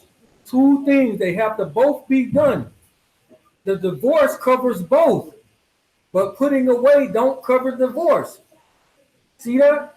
If you divorce your wife, automatically she is put away from you. But if you put her away and don't divorce her, she's still yours. The divorce cuts all ties from this union. It is severed now. But putting away, don't do that. You send a woman away without divorce, y'all still married, so she marry another. And that's an adultery. Exactly. This is why it can't be done.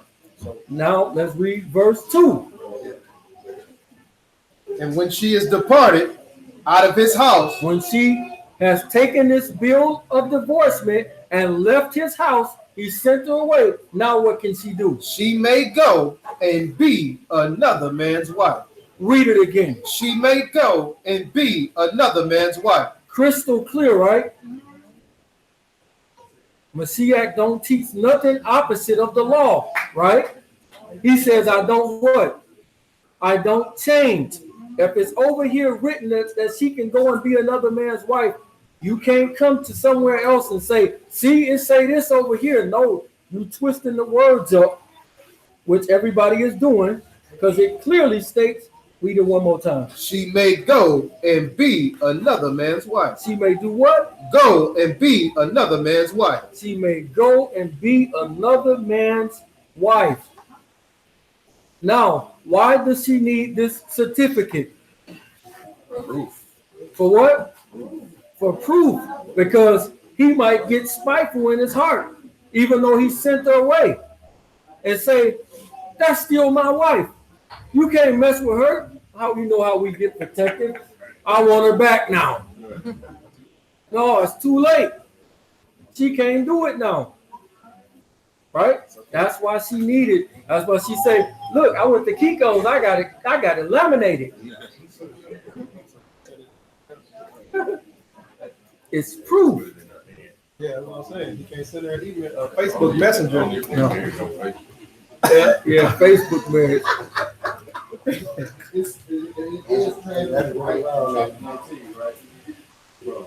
Yep.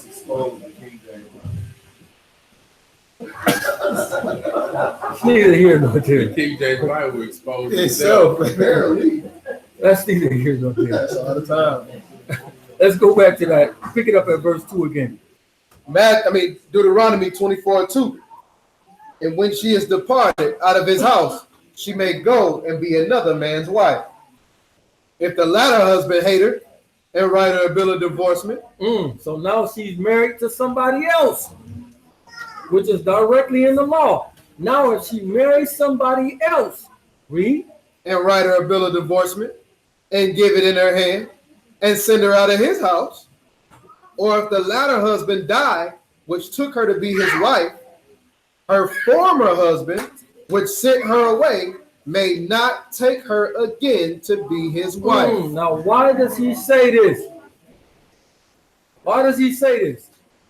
Why does he say if she go and marry somebody else and the latter husband, which is the next one, give her a bill of divorce and send her out of his house? Or if that husband dies, he cannot take her back. Why does it say that? All of that. The reason is, if you was going to think about taking her back, you shouldn't have got divorced in the first place, because everybody like to play these games. Oh, we on again, off again. Oh, you know, we've been together so many times and we keep on going. No, he don't play that. If you're thinking about taking her back, you shouldn't have got divorced in the first place. That's what this is showing us. Because everybody like to play games with this. Well, I'm tired of them for right now. I'm going to go over here and do what I'm doing with this guy, and then I'm going to come back. The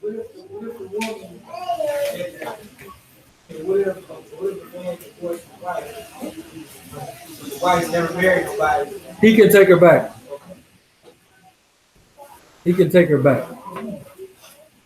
But if she jumped that broom with anybody else, it's a wrap on that union.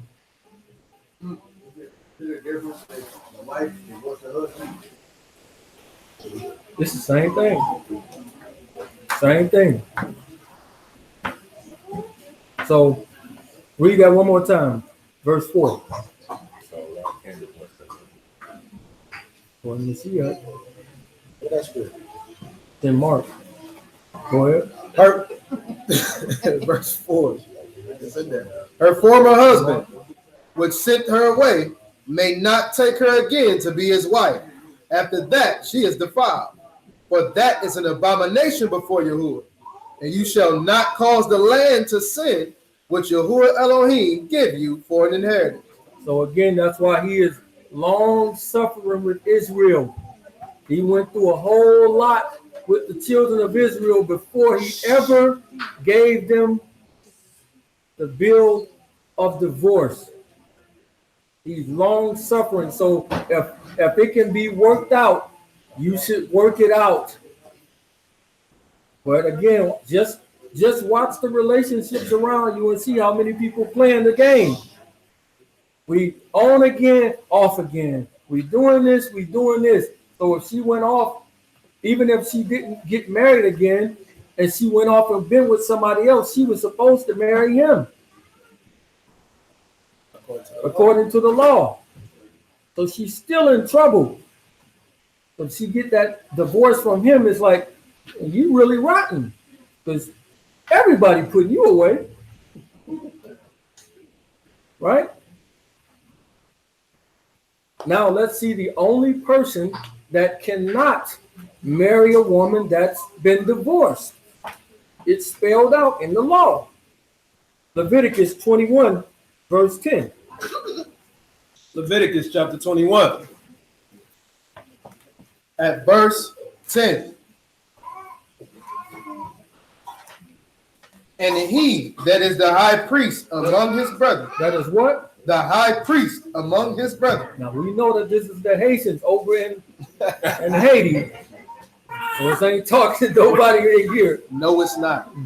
Oh, that's yeah, I said you can't be joking like that on camera. Read on. He that is the high priest among his brethren, upon whose head the anointing oil was poured, and that is consecrated to put on the garments, shall not uncover his head, nor rend his clothes. Neither shall he go into any dead body, nor defile himself for his father, nor for his mother. Neither shall he go out of the sanctuary, nor profane the sanctuary of his Elohim. Who is this talking about? High priest. Read on. For the crown of the anointing oil of his Elohim is upon him. I am Yahuwah. And he shall take a wife in her virginity. In her what? Her maritable age. Y'all too loud. In her He virginity. shall take a wife in her what? Virginity. In her virginity. Remember that word I told y'all to remember? Which is 8:13:31. Remember that God said, I went into this woman and she was not a maid. It's the same word, meaning that he can only take a virgin. He cannot take a divorced woman. Only the high priest could not do this. This was not off limits for no one else. Read.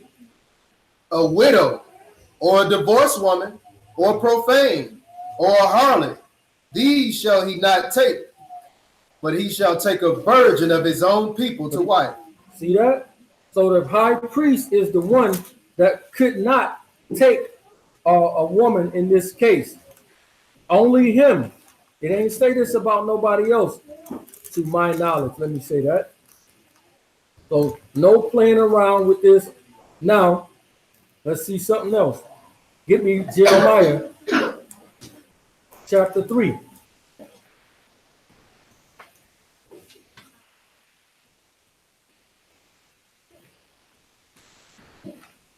Jeremiah chapter 3, pick it up at verse 1.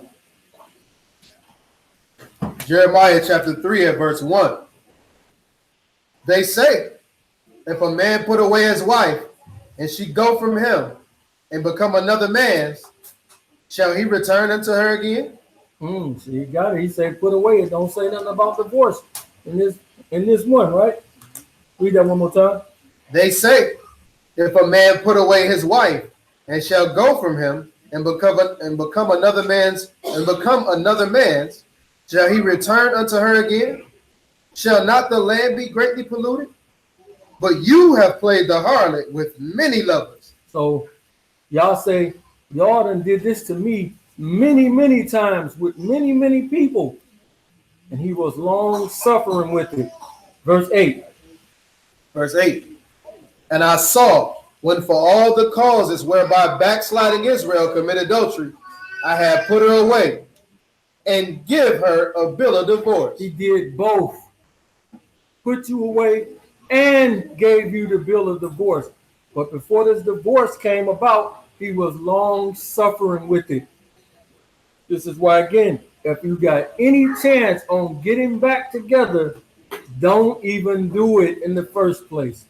This is what he's trying to teach us. All right. Let's see another case. Exodus chapter 22, verse 16.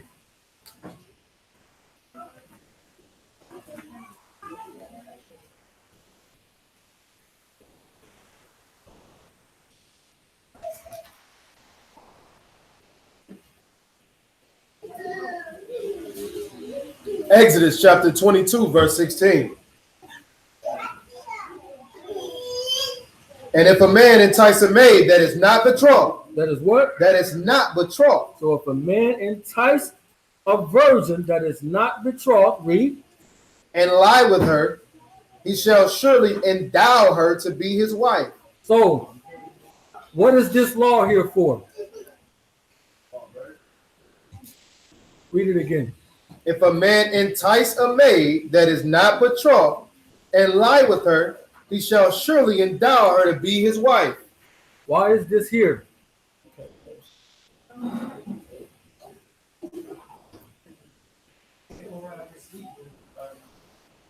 Exactly. So the smooth guy, read, come on.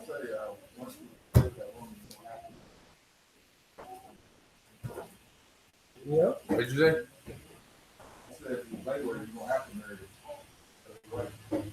Exactly. This law is here to stop game. To stop the man from saying, I'm running the game on you, and I know I don't really like you, but I've been drinking Hennessy, and I hit the Kush earlier, right? Or whatever the new name is for it, right? So this is to stop the man from doing this, to knowing going into this thing, I really don't like her, but I'm drunk and I'm feeling good, so I'm gonna go ahead and do it. Right? This cuts this out, because if he do it, he knows that he got to marry her. Now, right? You can also save her life, because if he leaves her like that, if she gets married, she'll be stoned. No, on this case, this would be him. No, I'm saying if he sleeps with her, he doesn't marry her. And then if father give her to some man, he's gonna find that man that she marries will find out she's not a virgin. She's stoned. Well, I would hope that she wouldn't lie about it. Speak up. Yeah, as long as she speak up. Hey, Joe. No, in this case, because she. No, I said Virginia. Only if the father trying to marry her off. Well, we're actually about to see it in a minute. Hold that. Get the Deuteronomy.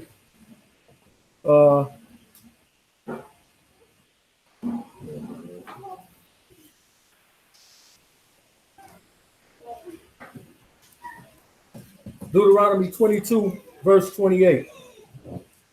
Deuteronomy chapter 22, This is to stop game. verse 28. If a man find a damsel that is a virgin, which is not betrothed, and lay hold on her, and lie with her, and they be found, And they be what? they be found, If it gets found out that they've been doing this, read. then the man that lay with her shall give unto the damsel's father 50 shekels of silver, and she shall be his wife, because he hath humbled her. He may not put her away all his days. So again, if he run this game on this woman that he knows that he really don't like, if she ain't really that, it is just something that he's trying to get off. He got to pay the dowry, he got to marry her, and he can never put her away. Let's go back. Exodus His only chance of getting out of this. Exodus 22, verse 17. Exodus chapter 22, Verse 17. at verse 17. If Matter of her fact, please read 16 again. verse 16. And if a man entice a maid that is not betrothed and lie with her, he shall surely endow her to be his wife. If her father utterly refuse to give her unto him, he shall pay money according to the dowry of virgins. So this is his only hope, is the father say, you're not marrying my daughter. Give me the money and beat it. This is his only hope of getting out of this. Is the father utterly say, no, I don't want my daughter married to that. You know how they say about the guys. I don't want my daughter marrying him. He is that no good. How they say? No, I don't want him. That's his only way of getting out of that. Now, can we find an example of somebody spitting the game in the scriptures? David.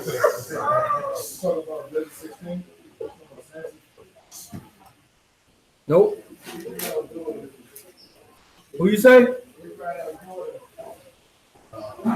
Genesis chapter 34.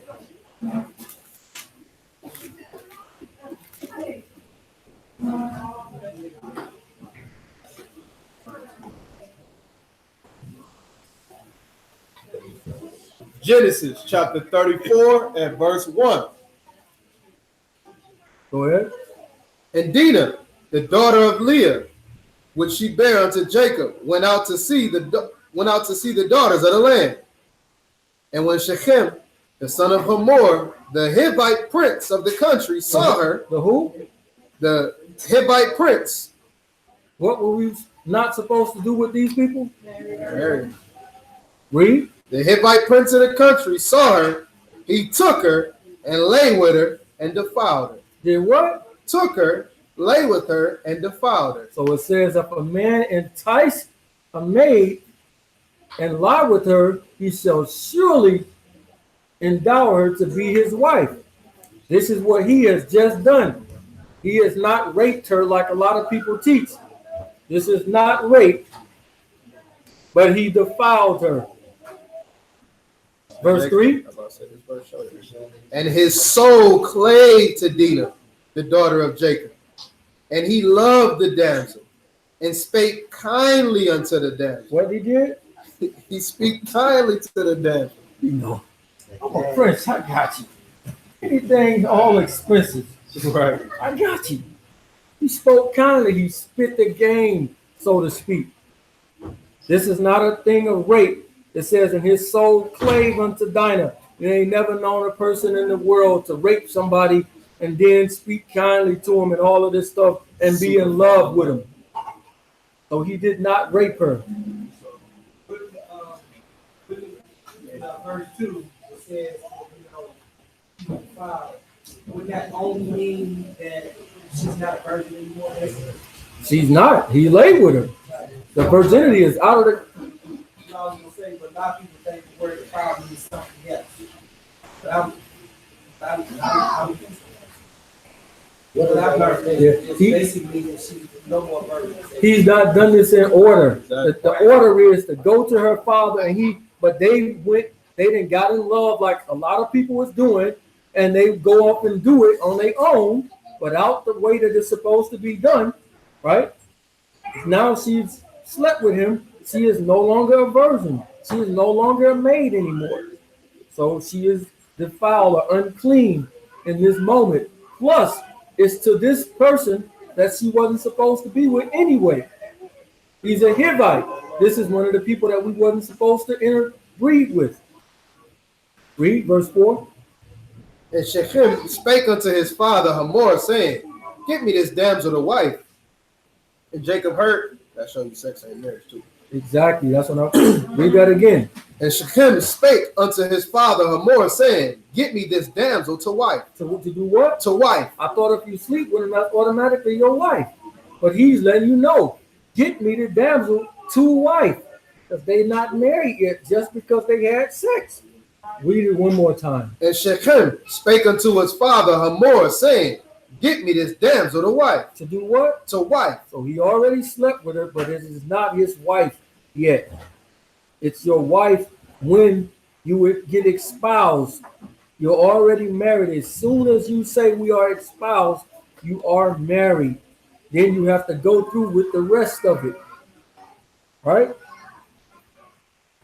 2 more verses or places, because this is the other stuff that brings confusion to everybody. Romans chapter 7, verse 1.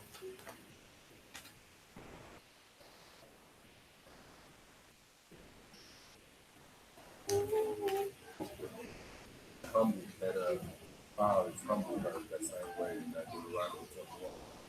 That you slay with a virgin. That's he got humbled her, he got to pay the price.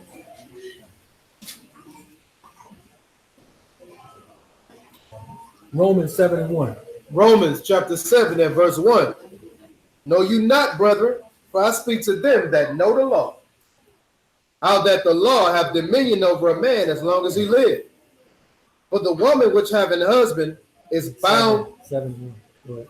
For the woman which have a husband is bound by the law to her husband. For the woman which has an husband, meaning this woman is what? Married. Married. Read. Is bound by the law to her husband so long as he live. But if the husband be dead, she is loosed from the law of her husband. So if he died, she can go and be remarried. Read. So then, if while her husband live, she be married to another, she shall be called an adulteress. But if her husband be dead, she is free from that law, so that she is no adulteress, though she be married to another man. Crystal clear.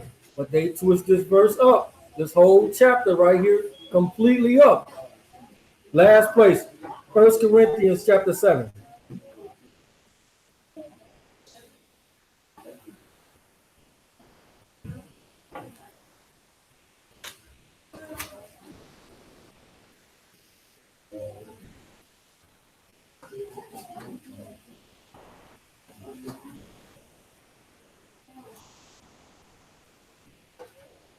First Corinthians chapter 7, verse 1.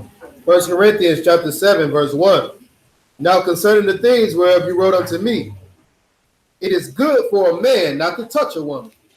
Nevertheless, to avoid fornication, let every man have his own wife, and let every woman have her own husband.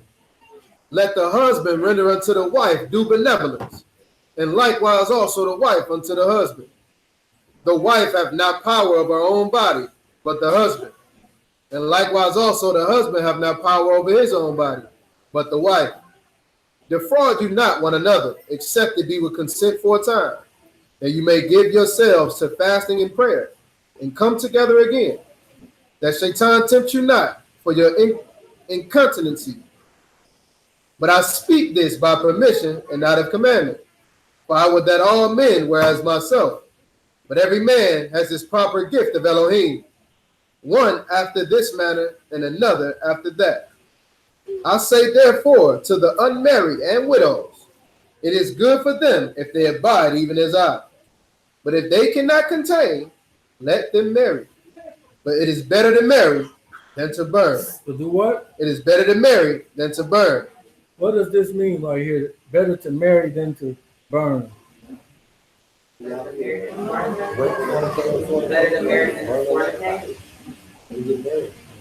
It's not the lake of fire right here. It's to burn with lust. But everybody teaches this time. See, better to get married than to burn in the lake of fire. Right? So this make people jump into something that they shouldn't be. Well, to control my lust, I got to get married. Don't do that. You're gonna mess up. Make yourself do. Go ahead. For it is better to marry than to burn. And unto the married I command, yet not I, but Yahuwah. Let not the wife depart from her husband. So right here, he clearly states, and unto the married. They twist this verse all up. And unto the married, I command, yet not I, but the master. Read. Let not the wife depart from her husband. Read on. And if she depart, let her remain unmarried. Let her do what? Remain unmarried, or be reconciled to her husband. Let not the husband put away his wife. But to the rest I speak not of the master. If any brother hath a wife that believe not, and she be pleased to dwell with him, let him not put her away. So if y'all can speak cordially and still get along, even if y'all done came into this walk before y'all came into this truth or whatnot, if you can dwell with her, continue to do it. You don't have to put her away. Read. And the woman which hath an husband that believe not, and if he be pleased to dwell with her, let her not leave him. So again, if this person is trying to cause you to do stuff to go against God's law, then you definitely need to get rid of this person or put this person away. So, divorce. My bad. Divorce this person. So, with that, we can clearly see that divorce and put away is two different things. Divorce encompasses both. Putting away does not. If you put her away, you must give her a bill of divorce. The only way that you can put her away is if she has some of these unclean acts on her. And with that, we say, Lord.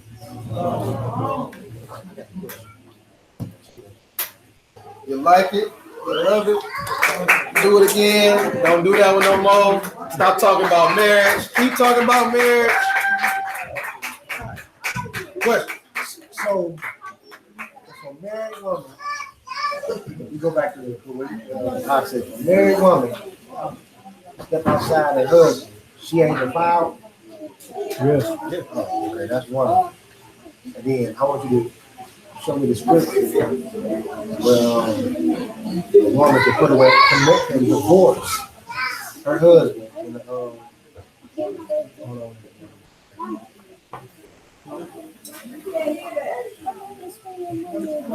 No, turkey and chicken is not unclean.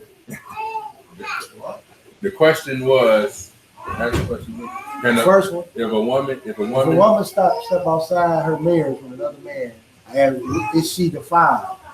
Absolutely, yes. If she step out, he can put her away. If he knows it for a fact, he can definitely put her away for that. And divorce her. And the second question was the scripture. He said, I wanted to show the scripture to show that a woman can divorce a man. Okay. And take it to the law for him too. In the law. In the law. But it don't contradict the law. It has to contradict the law. Let me see what it is. Hold on. Stay in the law. You see, that is the law. Oh, but she said it? Yes. I hear that second a man divorce her and a woman divorce her. Can a woman divorce her husband? Show it. I said, show it to me. And where he said it's in Mark, I said, show it to me in the law. Is it in the law? He said it's not in the law.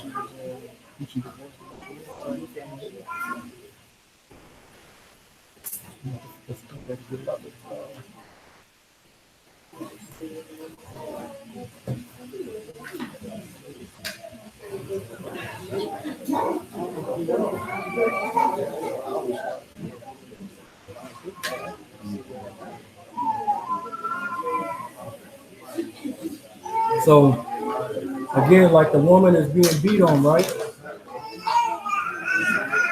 Do she just stay there and get pounded? So they say if the man is not doing his duty of marriage, she may do what? I just want to read it. She may go free. Get that for me, huh? Oh yeah, I read that. Hold on, but I got it in Mark. Let me find it. Read it so I understand the content.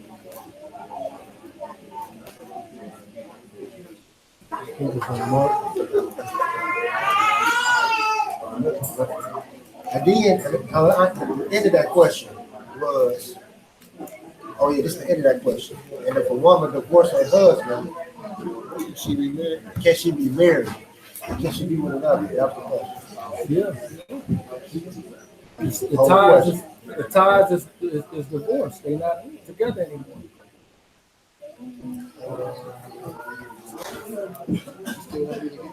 Yeah.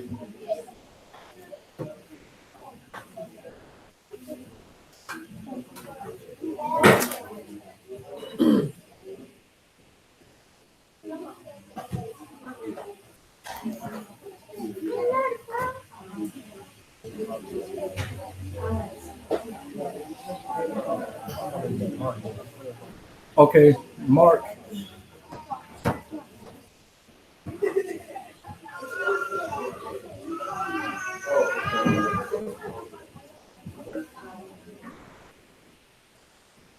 Okay, it's in Mark. Get on Mark chapter 10. They actually talk about the putting away. Yeah, I do that with the scripture. Chapter 10, pick it up at verse 10. Mark chapter 10 and verse 10. And in the house his disciples asked him again of the same matter. And he said unto him, whosoever shall put away his wife and marry another, commit adultery against her. And if a woman shall put away her husband and be married to another, she commit adultery. So that's not divorce. I still believe she can get divorced from you. Get that joint I was talking about. Exodus chapter 21 and verse 10. If he take another wife, her food, her raiment, and her duty of marriage shall he not diminish. And if he do not these three unto her, then she shall go out free without money. And what would that mean? Where is that at again? Exodus 21 And what? verse 10 and 11. And he take another wife.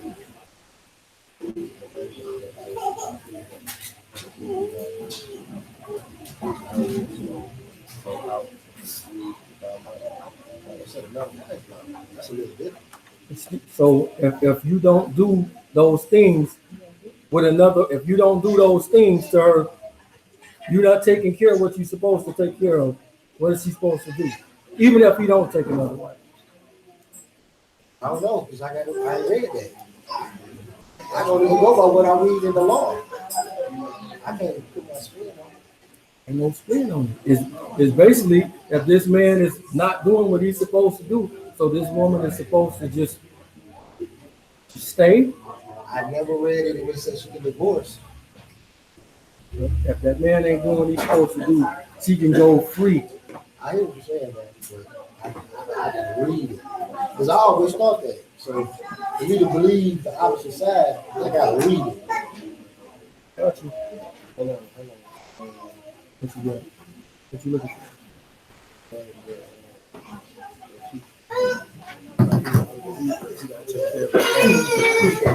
Worse than Africa.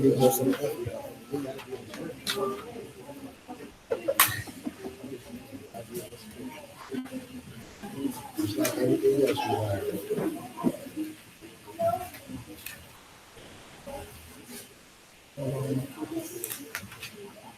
So is your question, can she divorce him? Yeah, I just said. Or is it that if she divorce him, can she marry somebody else? But the first question is, can a woman divorce? I want to see a scripture where saying a woman can divorce a man, not put away, divorce. And then from there, if she can divorce him, what happens if they actually divorce? Can she remarry? That's the question. Yeah, but it didn't say divorce. It said put away. It said she can go off free. Yeah, that's what we're saying. Huh?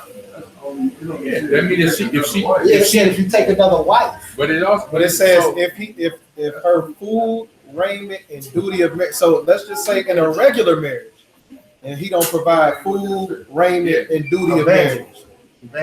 It says you worse than if he's not providing for her as a husband. If a man is not providing for her as a husband, it's telling her that she can go out free. Yeah. And when it says if she take another husband, another wife thing. But wife, it said because the start off. It say if a man take another wife. But that's because of the And context then of what's going so on in the, so it's saying, yeah, in that particular example, it's saying if a man take another wife, and his first wife, if he deprives her of what he's supposed, then she can leave and go out free. So that is letting you know that if he take a wife and he deprives her, then she can go out free, regardless. I agree with that part. We're taking another wife and not doing what he's supposed to do to his first wife. And all that, because he For either of them. But either of them, Right. I agree with that. Right. I agree with that, but I just wanted to see. Yeah, her food. I agree with that. A man is supposed to provide for the, because you got to understanding that the woman didn't have in the context of the scriptures, she didn't have work, money of her own. She was being provided for by her husband. She was like a possession. He paid for her. Read it again, sir. What was that? Deuteronomy? Exodus 21:10.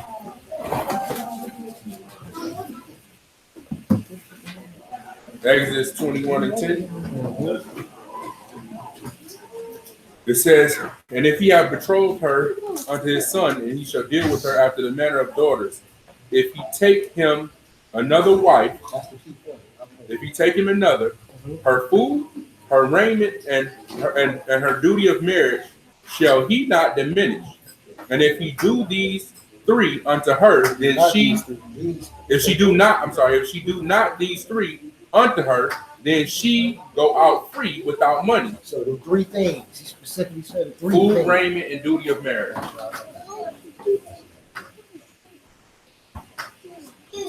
Then he say if you don't provide for your family, you worse than an infidel. Yeah, the man don't provide. Yeah, he works in the infidel, which is an unbeliever. Like that's the whole point of you getting the wife. You're supposed to pay for it. Just like you.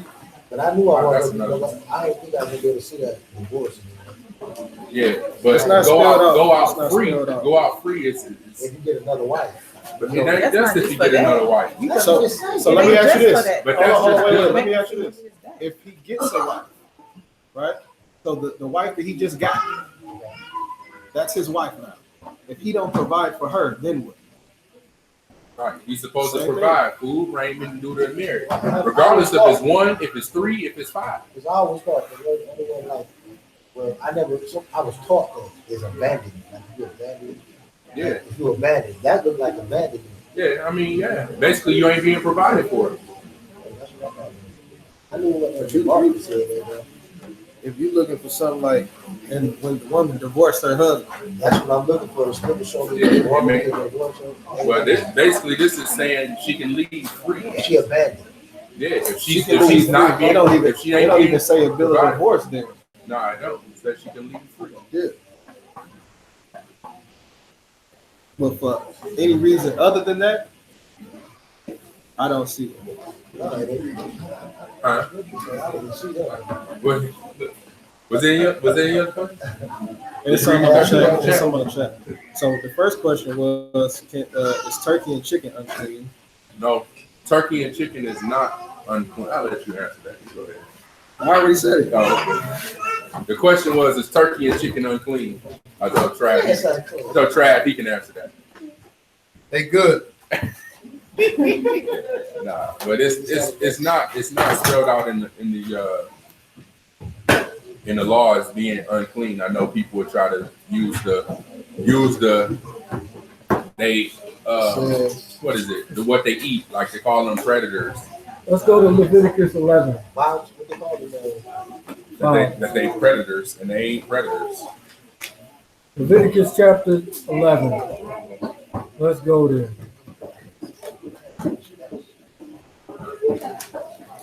Yeah, no. Great, no one put them away. Great, no one be put them away. I just see you eating the sandwich there. You got a good brain. You're being provided. That's the big question. You ain't going that way. Leviticus 11, 13. Leviticus chapter 11 and verse 13. And these are they which shall have an abomination among the fowls. Bring the what? Abomination among the fowls. Among the fowls. Read. They shall not be eaten. They are an abomination.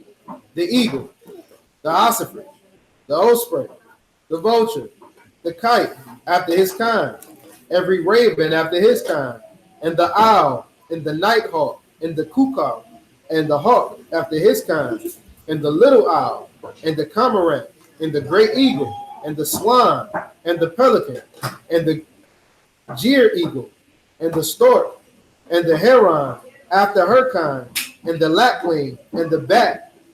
All the fowls that creep going upon all four shall be an abomination unto you. Stop right there. So it just read off all of these different types of birds. Raven, owl, hawks, eagles, all of these things. Now verse 20, it's a change, right? Verse 20, it says, all fowls that creep, right?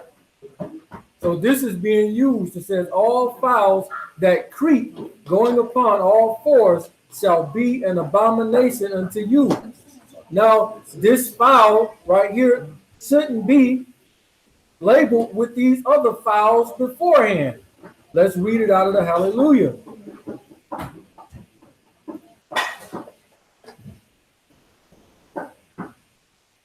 Verse 20, it says, all flying insects that creep on all fours is an abomination to you. This is not talking about the birds anymore at this point. Now this is talking about the insects at this particular point. Now it tells you what you can eat out of these creeping things. Verse 21. Yet these may you eat of every flying, creeping thing that go upon all fours, which have legs above their feet, to leap withal upon the earth. So what fowl has legs like this? What bird? Not now. None. Read. Even these of them you may eat, the locust after his kind, the bald locust after his kind, the beetle after his kind, the grasshopper after his kind. But all other flying, creeping things which have 4 feet shall be an abomination unto you. So the chicken and turkey is not in these verses, which some people actually are teaching. Try to, like I said, they try to use they try to use the understanding that, oh, see, a chicken ate a mouse in this video, so it's a predator. Like, no, it's not a predator. A chicken is not a turkey ain't a predator. They ain't predators. They eat insects, but it's just, if that's the case, then but see, the thing is, you can't use that as reasoning to say, well, then if it eat it, then it's got to be unclean, because if that's the case, there's certain fish that are clean, that eat smaller fish, they eat shrimp, they eat insects, but the criteria is having scales and fins, not what they eat. Right. Exactly. All right. Hold on, brother. Yeah. Oh, my bad. Another thing, you said some people teach about the fowls, all four. Chicken, we got 2. Yeah, but then they try to say that the fourth is talking about his feet. He got 4 toes. Be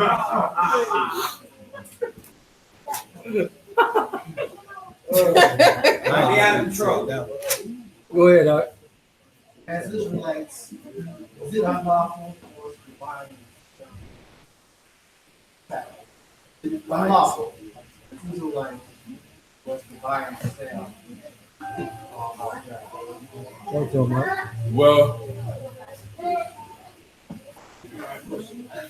yeah, well,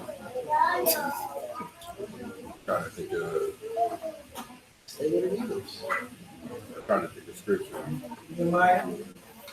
Yeah, the Nehemiah joint where the people was bringing in wares and they was saying it was causing the people to sin. You have people that was working on Shabbat. You have people that was purchasing on Shabbat. So, and Nehemiah referred to that as causing the people to sin. Because ultimately within the city, everything was shut down.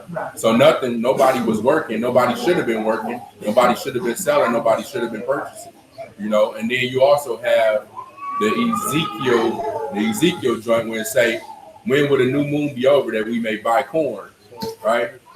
So the new moon being looked at as a set apart day in that regard. So yeah. But also, you might also you might specifically said you just came out of Yeah, and y'all try to cause it to go back. For this reason, buying and selling. That's one of the reasons why we witness. Yeah. And now we're out, and now you do this wicked thing again. I just want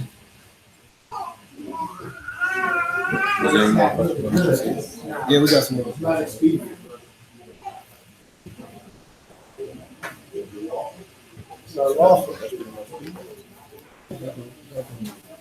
All right, so the next question. What if you divorce through the state? Does that hold the same weight if the husband types up a bill of divorce? What does it say? What if you divorce through the state? Does that hold the same weight if the husband types up a bill of divorce? Yes. Yes, you gotta give it to her in her hand. He divorced her. That letter is severing ties with her, and that is the proof. Well, what if you, no, he's saying if you're divorced through the state, like if you get your divorce through the state because you was married through the state, it would hold the same weight as if you wrote your own bill of divorce, just like you could write your own ketubah. So it says, So just flip it. So what if you're married to the state? If you don't get divorced from the state, you write her a bill of divorce, you still married? According to the state, you are still married. which means But, certain laws. under the law of the Most High, nah, because you wrote her the bill of divorcement. But if you take another wife, she's not getting nothing if something happens to you. Because that wife that's legally binded by the state's gonna get all the money and everything. And that's the divorce. Then that's why as a man you have to do your due diligence and get the divorcement through the state. If you're going to divorce her, then that way everything is legally binding. It says, so the If husband. you write her a bill of divorcement, you may as well get the divorce through the state. What are you gonna say? Go ahead. It's still Go a ahead. contract. What are you gonna say? What I'm saying, for a lot of people, they're gonna take the easy way out. And that state divorce costs them money depending upon how much people they're married and stuff. So yeah, just write to the divorce, you gotta go through divorce. Yeah, but That's what my uncle did. but in order to protect your wife or your new wife, you got to take those steps. My uncle did that. But you can get divorced through the state, and it don't cost you nothing but what it costs you to file, Hey, unless you want to fight. my uncle, he a Muslim, and he wrote way back in the days. He wrote his wife a bill of divorce, but he never did it legally. It came back to help him because she died, and now he just died. Now you get all that stuff. Yeah. Because legally, you can get their pension. You can get that's the same way when you marry somebody. If you don't marry through the state, you should file legal And what papers. girl, and they can say what happened to you if you dying in the hospital. Say again. They could something happened to you in the hospital, they still got the soul of how they gonna. But that's why that's why anytime you marry somebody, if you don't do it legally, if you don't do it through the state, you need to file papers, legal documents. Yeah. I mean, that's just for people who don't know. Yeah. So You need to file legal documents. We got another question on here. So the next one, let's keep moving through these. It says, so is the husband the only one that can provide a bill of divorce? So is the husband the only one that can provide a bill of divorce?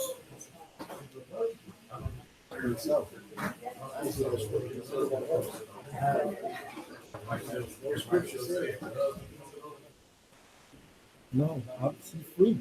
I believe she's free. Yeah. If he commit adultery, yeah, real adultery. You're gonna get stoned. You're gonna get killed anyway. So if he commits adultery, he's gonna get stoned anyway. And she'll be a widow. So she's free to go. Let's answer that when he's talking about. Exodus 1. All right. So the next question was talking about the lie part that we went over. It says, one said they told the truth based on common knowledge, and Pharaoh knew the truth. It says the more they afflicted them, the more they multiplied. This was already known and told before this part of the scripture. Okay. So basically saying that they didn't lie. Let's go back to it. Exodus 1.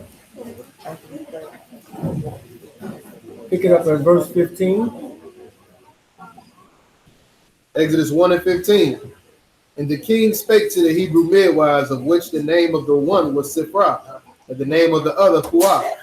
And he said, when you do the office of a midwife to the Hebrew women, and see them upon the stools, if it be a son, they shall kill him.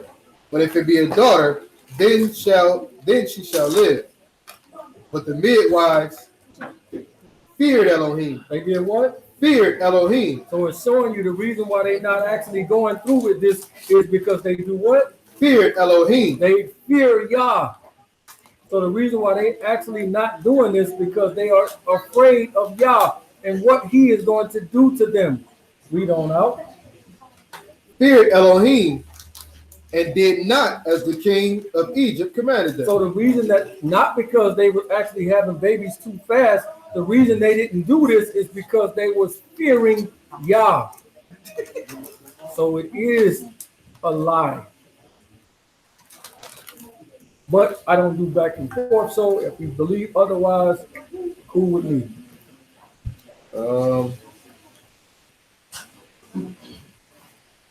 Isn't a marriage a covenant agreement? So if both parties aren't fulfilling their part, then the agreement is void. That's the ketubah thing that is not actually written, but it is a good thing that a woman actually do this. Right? Man and a woman. The ketubah is like a written. What exactly is it? Literally, writing the vow. Writing the vow. This is this. You have to do this. This Oh, is this. that's right. We're bound to this. Yeah, and you could. I do believe you could file those legally with the county. Okay. All right. 1 Corinthians 7:39. As long as the husband is alive, she is bound. So that's what we're talking about. Is you got to read that in its context.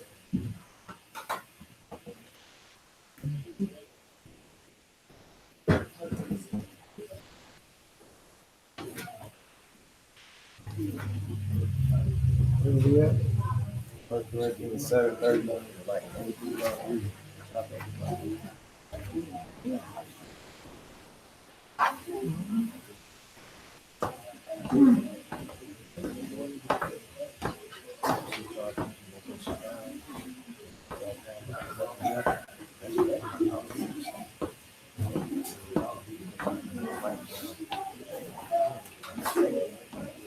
This is if they are still married. This is talking about married people, not somebody that is divorced.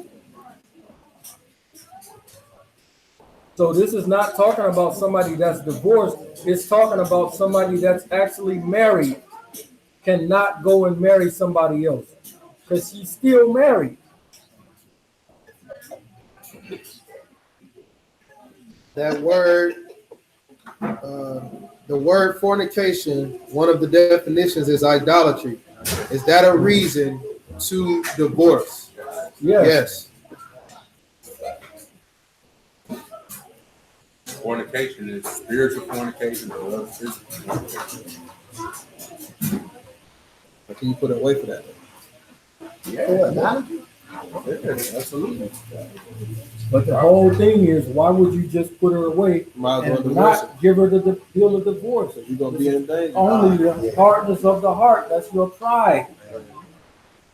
A lot of people take that word put away as divorce. Same thing. Not. Turkey vulture, correct or no? There is a turkey vulture, but a turkey vulture is not the same as a turkey. What he just Turkey. said. A turkey vulture is a form of vulture, not a form of turkey.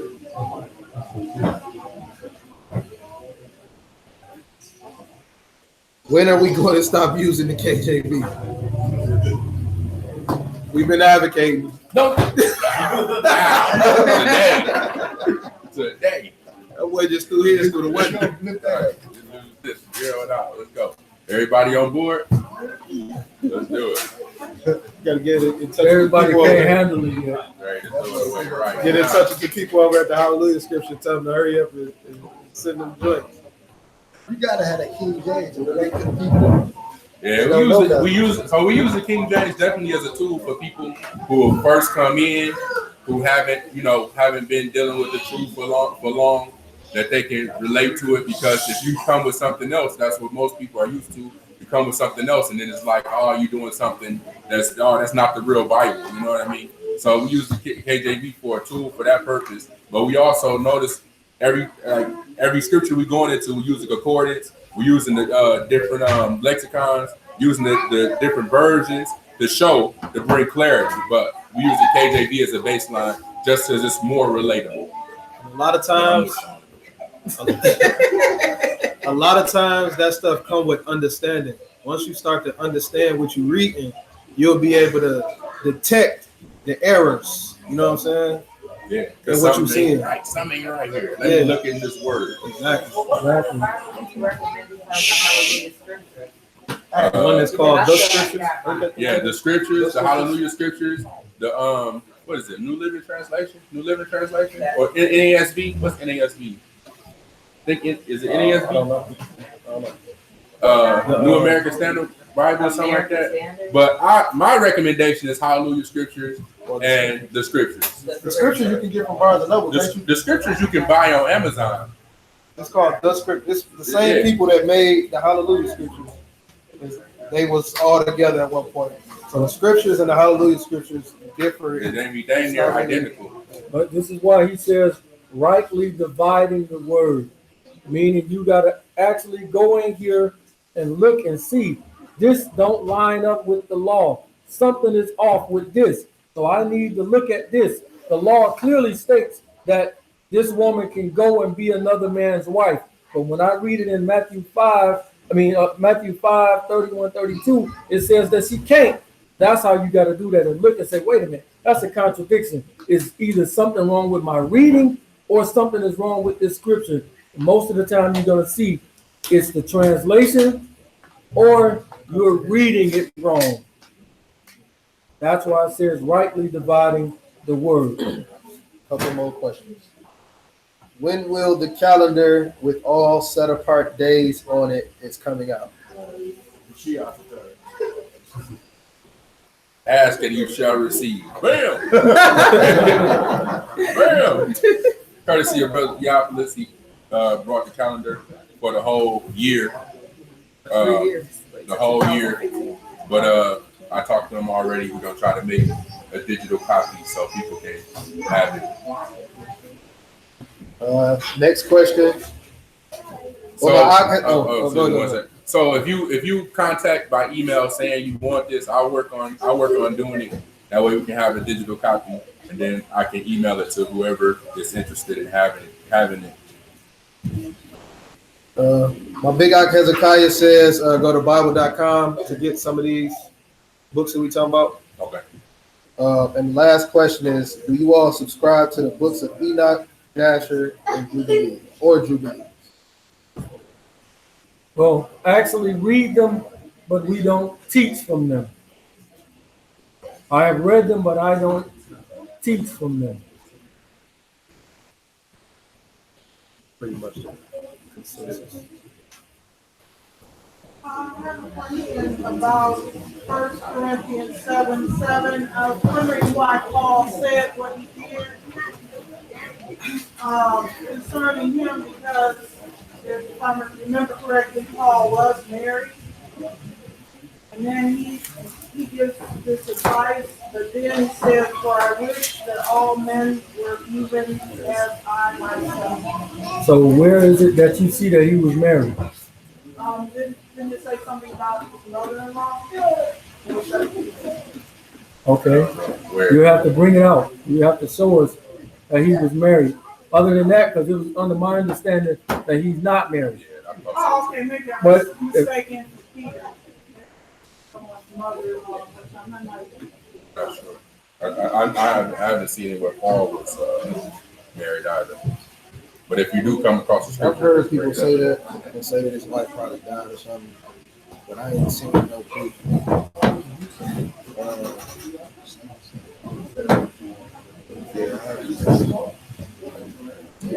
And I believe that that is the conclusion of the chat. Uh-oh. What's the email, Lot? chosen.c1@gmail.com. Even comment under the video and say what it is, because when you comment under the video, we get those in emails. So try to answer any like questions after the fact. Chosen.c1@gmail.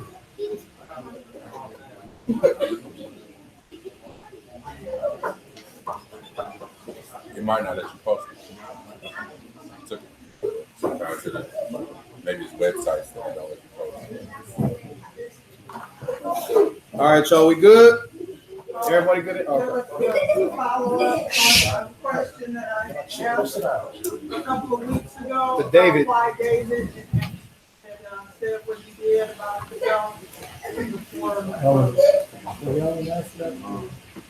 Okay. We address. Let's pray out, and then we address it. I think it's kind of extensive conversation. Yes. Yes. No. We can answer. No, we can. Let's We got the answer for you. Oh, my man.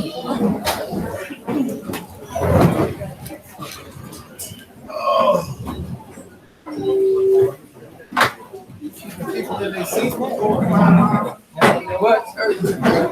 Look like my coat.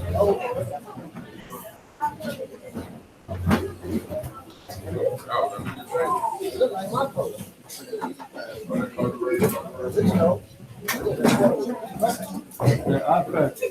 That's slick Rick quarter.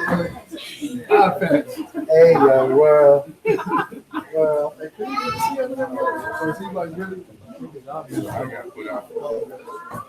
Yeah, prayer request. My dad's leaving. I was going to pray that he has a second turn back to Alabama. What's his name? Willie. Willie. Brother Willie. Anybody else have any prayer Prayer requests? request? Who? Kevin. Kevin? Wait. Okay. Go ahead. Oh, for you. Okay. Anybody else? I heard of Kevin. Is that right? Yeah. Okay. Anybody else?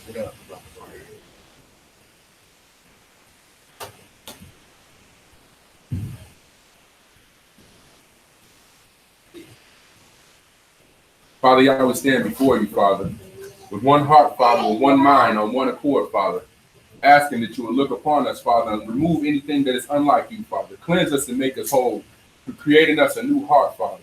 Father, we pray and ask, Father, that you would just accept the words of our petition and grant us the desires of our heart, Father. We pray for our loved ones, Father, for Brother Willie, Father, for Brother Kevin, Father, for Sister for employment, Father. We pray and ask, Father, that you would look past our faults to meet us at our needs, Father, and allow these things that we ask, Father, to be done according to your will, Father, and according to your way. Understanding, Father, that your way is perfect, Father, and that we should concede at all times to your will, Father.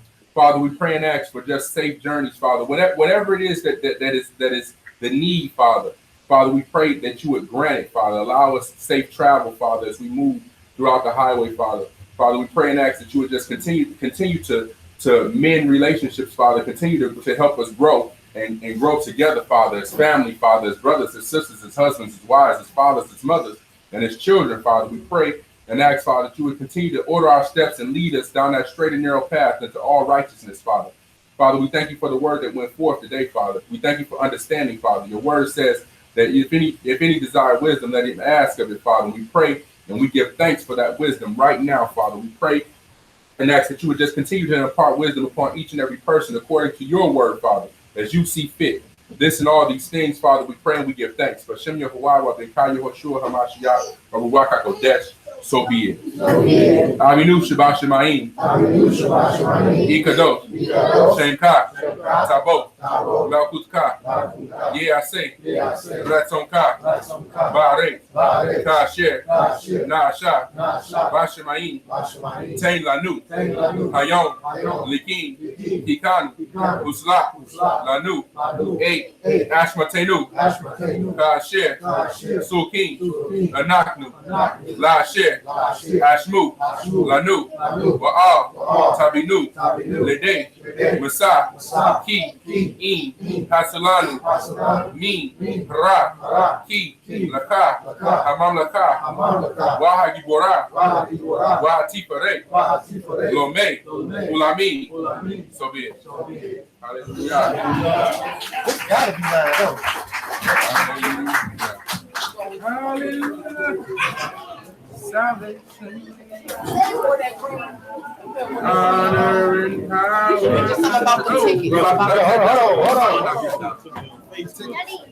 Mama, we can go. If anybody is interested in the skating fundraiser, it is Sunday. I'm gonna pull y'all a couple chairs out here. It's a Sunday I guess they tomorrow, want to break it down with y'all. December 30th, Yeah, they want to break that down. Like, Northland Skating Ring, 4:30 p.m. to 6:30 p.m. If you don't have tickets, you can show up. You can get tickets at the door. Tickets are $7. If you need tickets, contact someone and you can be provided tickets if you are interested. Thank you very much. And also, if you would like to provide donations, you can send donations to PayPal chosen.c1@gmail.com. That's the number one.